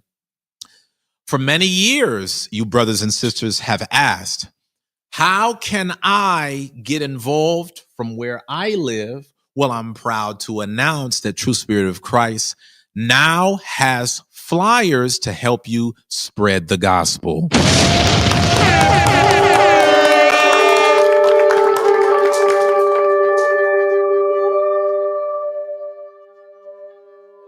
Let's be clear. True Spirit of Christ has had flyers for some time, but now we have an online portal where you come to this page and you can download the church flyer so that you can share the word of God with others. Look at it, brothers and sisters. We take the word of God seriously. True Spirit of Christ Church, together we rise, transforming lives, building a better community, one family at a time. This flyer shows the world our mission, our services, who we are, the service that we bring to the community, and how we provide counseling and membership to empower our people. It gives the contact information and so much more. So please make sure, brothers and sisters, that you download this flyer, print it out, and share it with your family members, friends, and others within the community, so that way you can do the work from wherever you are. Mr. Speak real quick. Yes, sir. And yes, I'm glad you brought that out, Chief Elder. Hot topic. Just going back to the Friday night Bible study. The brothers that were on there last night, understood that we're trying to level up, our ability to teach on whatever scale we're going to do it, whether that's your family, whether that's your friends, whether it's people at work. So it's very important that you brothers get on there to get built up, because it's one thing to have a flyer, but if you cannot properly articulate yourself and properly give out the scriptures to the people, you could become a bad representation of this truth and True Spirit of Christ Church as a whole. So we want the brothers to be built up, to be able to spread the gospel properly. So it's important that you get on the Friday night Bible studies. And as the brothers that were on last night got the message, we're going to begin to change things after Passover. So be on the lookout for that. You men, prepare to get built up, because we got to take this truth to the next level. That's you, Chief Elder. I hope you brothers see the Most High. He is taking this thing to a whole nother level. And the Most High, he's given us the wisdom, knowledge, and understanding to bring out things that's been hidden for centuries, thousands of years. And if we don't rise to this calling, we're cemented right back at the bottom. The Most High, he's putting the Spirit on us to take our people, our community, and this movement to a whole nother level. Let's rise up to the calling, men. All right, now that we're all caught up on what's going on in the community, let's jump back into the word. This is where we apply today's lesson to our everyday walk, and I want to hear from y'all. So let's get into walking in the word. So we talked about Moab, we talked about the prophetic role of China, and how nations rise and fall based on how they treat Israel. You didn't see how powerful you are in God's eyes. Hopefully now you do. We looked at the pride of Moab, their alliance with Babylon despite the trade wars. They're at odds because they had trading agreements, and how they tried to curse us through spiritual and economic warfare. We broke down how China's rise today is not just politics, it's prophecy. But now it's time to make it personal, because these nations don't just affect global headlines. Nope. They affect our daily lives. So I want to hear from y'all. Let's walk in this word together. What stood out to you most about China's role in Bible prophecy? Did anything surprise you about how the Bible talks about Moab? I'm sure you've never heard this.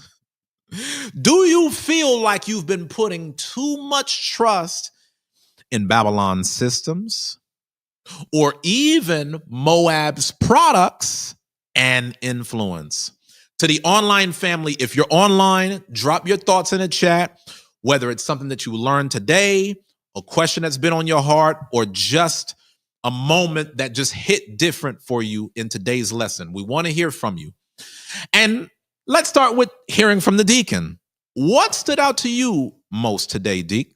Well, briefly, just, about how, Moab was, going to teach their children at 6 years old about AI. I had saw that article, but really didn't go in depth on it. And I'm glad you really brought it out.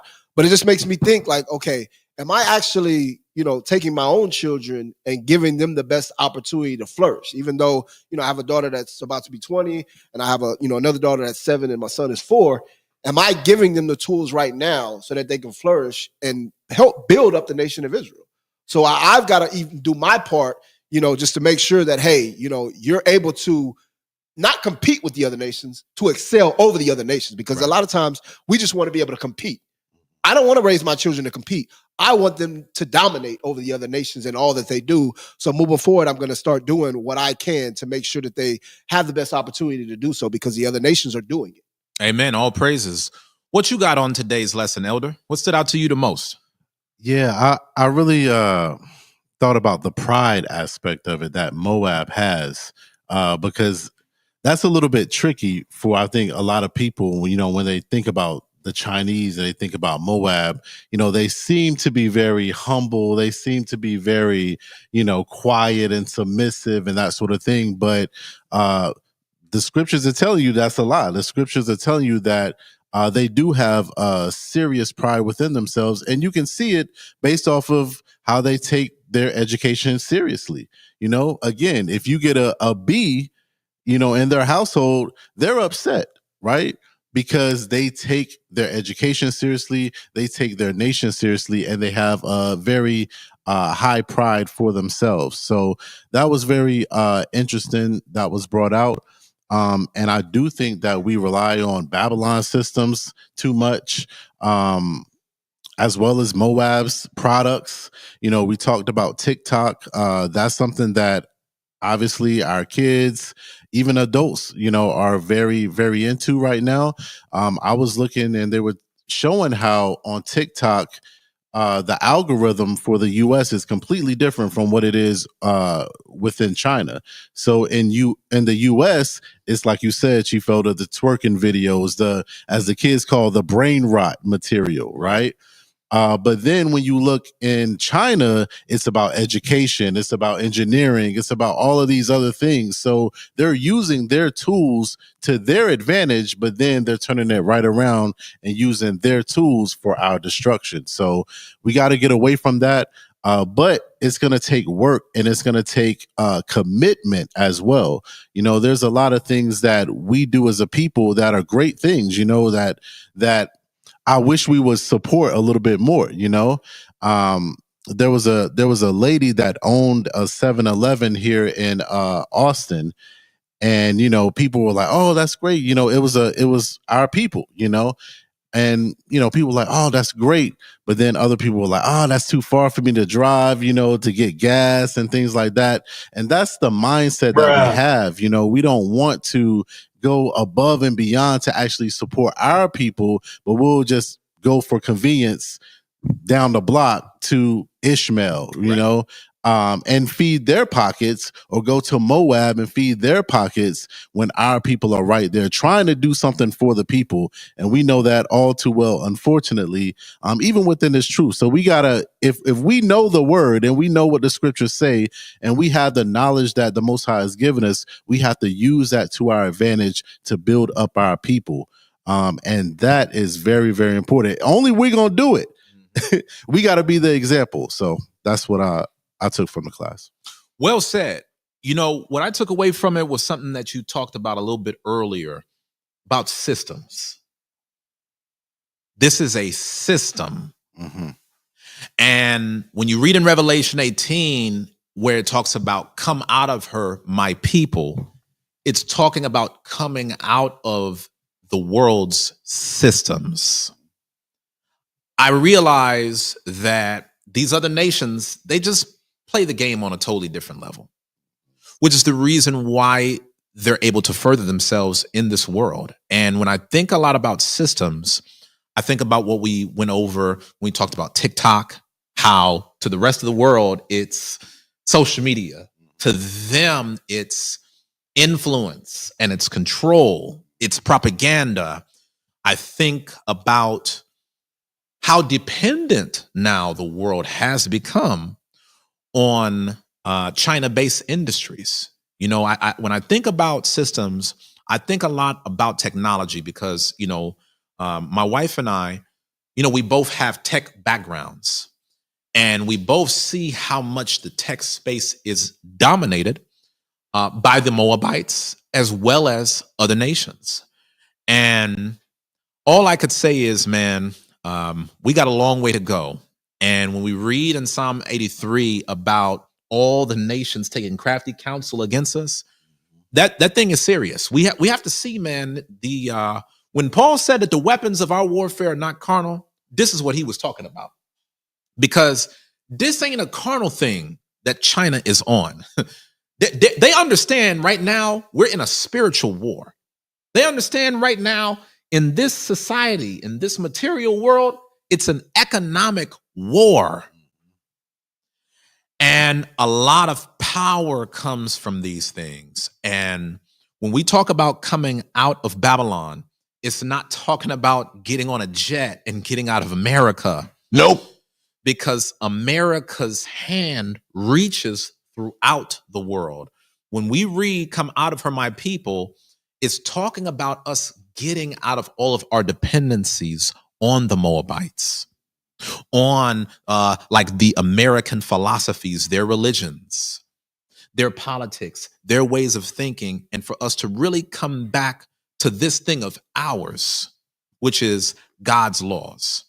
And so I hope that I live to see the day that we stop glorifying, you know, these other nations and their ways of thinking more than our own. I pray that I live to see the day that we truly take pride in our laws and in our heritage.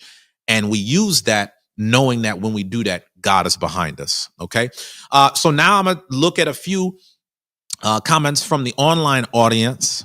Brother Dino says, the in-depth discussion spiritually regarding Moab, I didn't understand it was that deep. That's by design, my brother. Excellent breakdown, Elder. All praise to the Most High. Again, you know, not everybody gonna jump out at you and be like, oh, hey, I'm working against you. Nope. A lot of these different nations, they moving in silence. Raw Will said, the lesson confirmed how strategy and deception is used against us by other nations. Absolutely. Then Teacher Habakkuk said, it's one thing to read about what is going to happen according to the scripture, but seeing the prophecy unfolding before your own eyes is what astounds me the most. We have to step up. And you know, this is the thing. It's like for a lot of our people, they don't see the value in even going into these prophecies. But these kind of lessons shows you how the world in front of you works. So it's like, yeah, you know, we can talk about marriage and we can talk about so many fundamental things, but we truly don't understand society.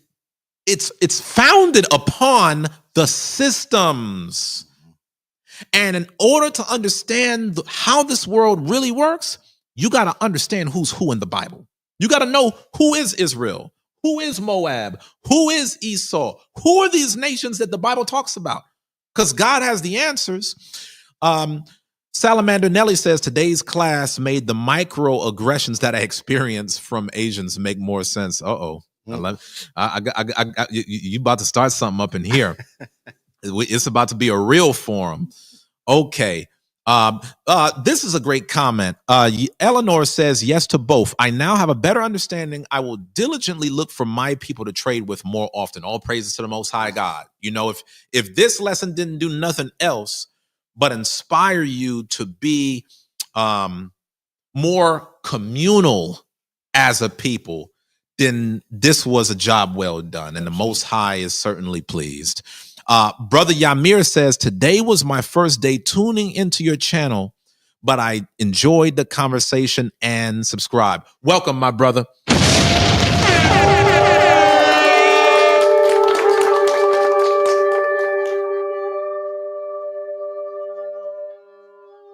I give all praises to the Most High. Welcome home. It's so good to see you. And if it be the Lord's will, we'll see you again, and we will build. Okay. Stuart Yasha'Allah says, I heard about this during Ross Perot years. I didn't see the whole connection till now. I see how Moab takes their education very serious. I see Moab now owning these warehouses, especially in Atlanta. So even in the United States, Moab is setting up shop. Again, 100-year marathon, my people. We have to be forward thinking in that kind of way. I also thought that this was very uplifting. Brother Jonah says, the more I see how our Father speaks about these other nations and the promises he made, I know we will be okay. Yes. And that's where the faith comes in. But you know one thing, Brother Jonah, faith without works is dead. I'm motivated when I see these prophecies because I know that God requires something of me. Because to whom much is given, much is required. If God is going to set us up next after this Edomite regime, we better get to it, because China is working. East India is working. These other nations, they working. They're not just sitting back idly. Let's get it together, my people. And I give all praises to the Most High. Okay, now before we wrap up this section, brothers and sisters, I need y'all to see something. This is why we study prophecy. It's not just about knowing who Moab is. Nope. It's about knowing how to respond. This isn't entertainment. This is preparation. Before we wrap up this section, I know y'all may have questions. Some of y'all might have questions, and maybe something hit you differently in today's lesson. Maybe you're wondering how to come out of Moab's influence when we're surrounded by their products and platforms. So let's take a few minutes for questions. If you're in the building, raise your hand and we'll bring the mic to you. If you're online, drop your question in the chat. We're watching, okay? So we'll just answer something real brief. And I think I saw something even a little bit earlier. Sister Keziah said, what stood out for me was the book of Revelation being unfolded right in front of our eyes. Absolutely. We're living in the time of Revelation. A lot of people, when they talk about the Bible, they say, oh, that's an outdated book. You don't understand. This is a living word, and we're living in the time of the book of Revelation right now. Sister Keziah asks, how do we deal with all of what's happening? First and foremost, watch and pray. Come back into the knowledge of who you are. Yeah, you know that you're Israel, but now you got to understand, what does the Lord thy God require of thee? You read about that in Deuteronomy chapter 10. I'm going to read this real quick. This is Deuteronomy chapter 10 and verse 12. And now, Israel, what doth the Lord thy God require of thee, but to fear the Lord thy God, to walk in all his ways, and to love him, and to serve the Lord thy God with all thy heart and with all thy soul, to keep the commandments of the Lord and his statutes, which I command thee this day for thy good. When we keep God's commandments, this is our wisdom in the sight of the nations. A lot of you don't realize this. If we kept God's commandments, we would have our own economy. We would have our own mobilization. You know, one of the things you always love to talk about, Deacon, the year of Jubilee, the Sabbath year. You don't realize there are laws in the Bible that speaks about actual years where the children of Israel would be forgiven of debts. So we got to look at these things and we got to see, how do we now come together and bring the word to life? Think about the Lord's feast days, like the Feast of Tabernacles. Hey, the Feast of Pentecost. What if we got more into agriculture and gardening? Not only would that be a great way to invest in land and get precious resources, it'd also be a way for us to get away from McDonald's, to get away from these processed food, get away from these things that are killing us.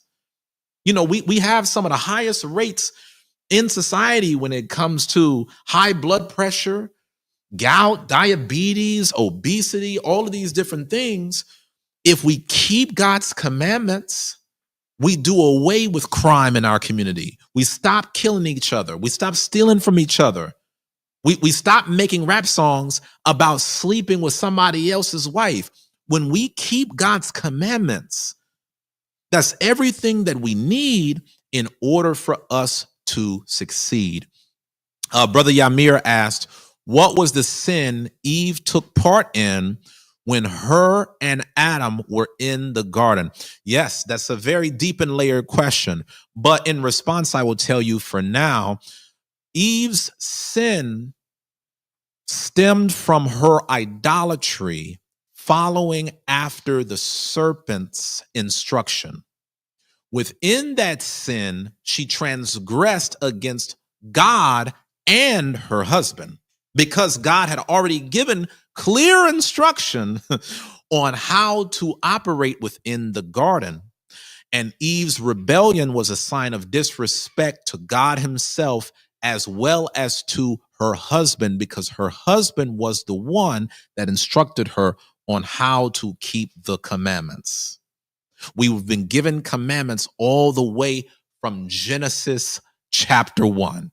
And so happy to have answered your question. For anyone else that has questions, feel free to reach out to us via email, support@truespiritofchrist.com, and we'd be more than happy to connect. Okay. So I just want y'all to see something, brothers and sisters.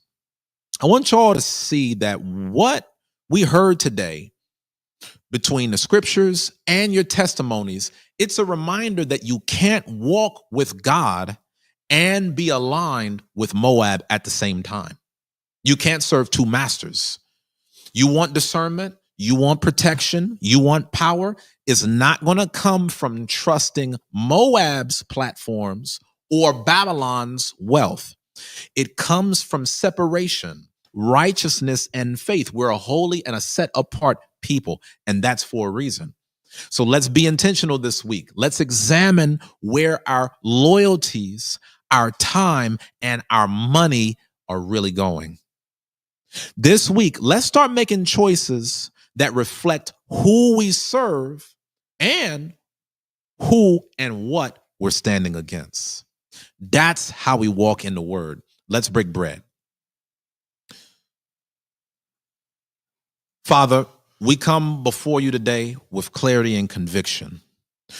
We now understand that trusting in Moab, aligning with Babylon's system, and leaning on this world's system puts us at odds with you, Father. As we partake in this communion, we ask you to cleanse us from the influence of these other nations that go against thy word.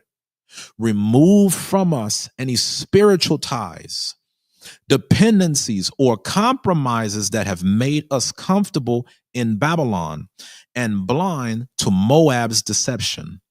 Let this bread and this cup be a renewal of thy covenant, O Lord, that we will serve you and you alone, that we will trust in your economy, not theirs, that we will follow your son, not their idols. Forgive us, Father, for every time that we've magnified China's technology, America's freedom, Babylon's wealth above your truth. Forgive us, O Lord, for the times that we wanted the nations more than we wanted you.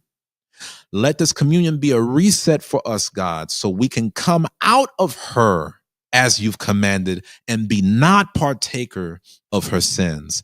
And we can prepare ourselves for the kingdom that is to come.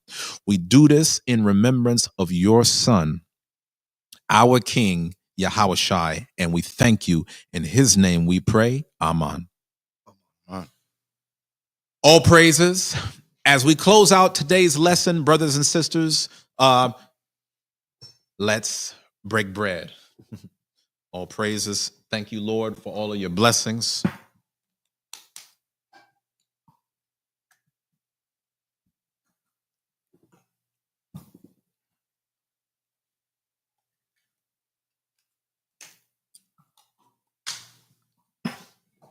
As we close out today's lesson, brothers and sisters, let's take this thought with us. Moab's rise is temporary. Babylon's power is only an illusion. The Most High already wrote their end, and he already declared our beginning. This week, I want you to examine yourself.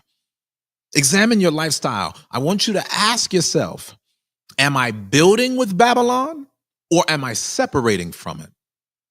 Am I unknowingly relying on Moab's systems for security, identity, and survival? Am I trusting in other gods through culture, convenience, or compromise? And if the answer challenges you, don't run from it. Respond. Start unplugging from what you've been dependent on all this time, not knowing any better. Start seeking the Most High in areas where you've been too comfortable in your life. Start living like you're a part of the kingdom that's coming, not the empire that's falling. Fatality. I want you to drop a comment right now and say, I'm walking out of Babylon. If today's lesson helped you see Moab's role in a new light. And if you know someone who's still asleep, share this message, because this ain't just about China. This is about every nation that tried to erase us, oppress us, and profit off of our ignorance. But their time is almost up. And it's our time to wake up, to rise up and return to our true power. So thank you to everyone who joined us today, whether you're in the building or watching online.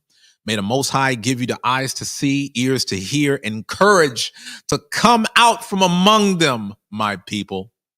So until next time, stay strong, stay separate, and stay in the truth. And with that, we say shalom. Shalom, Israel. Shalom, Israel.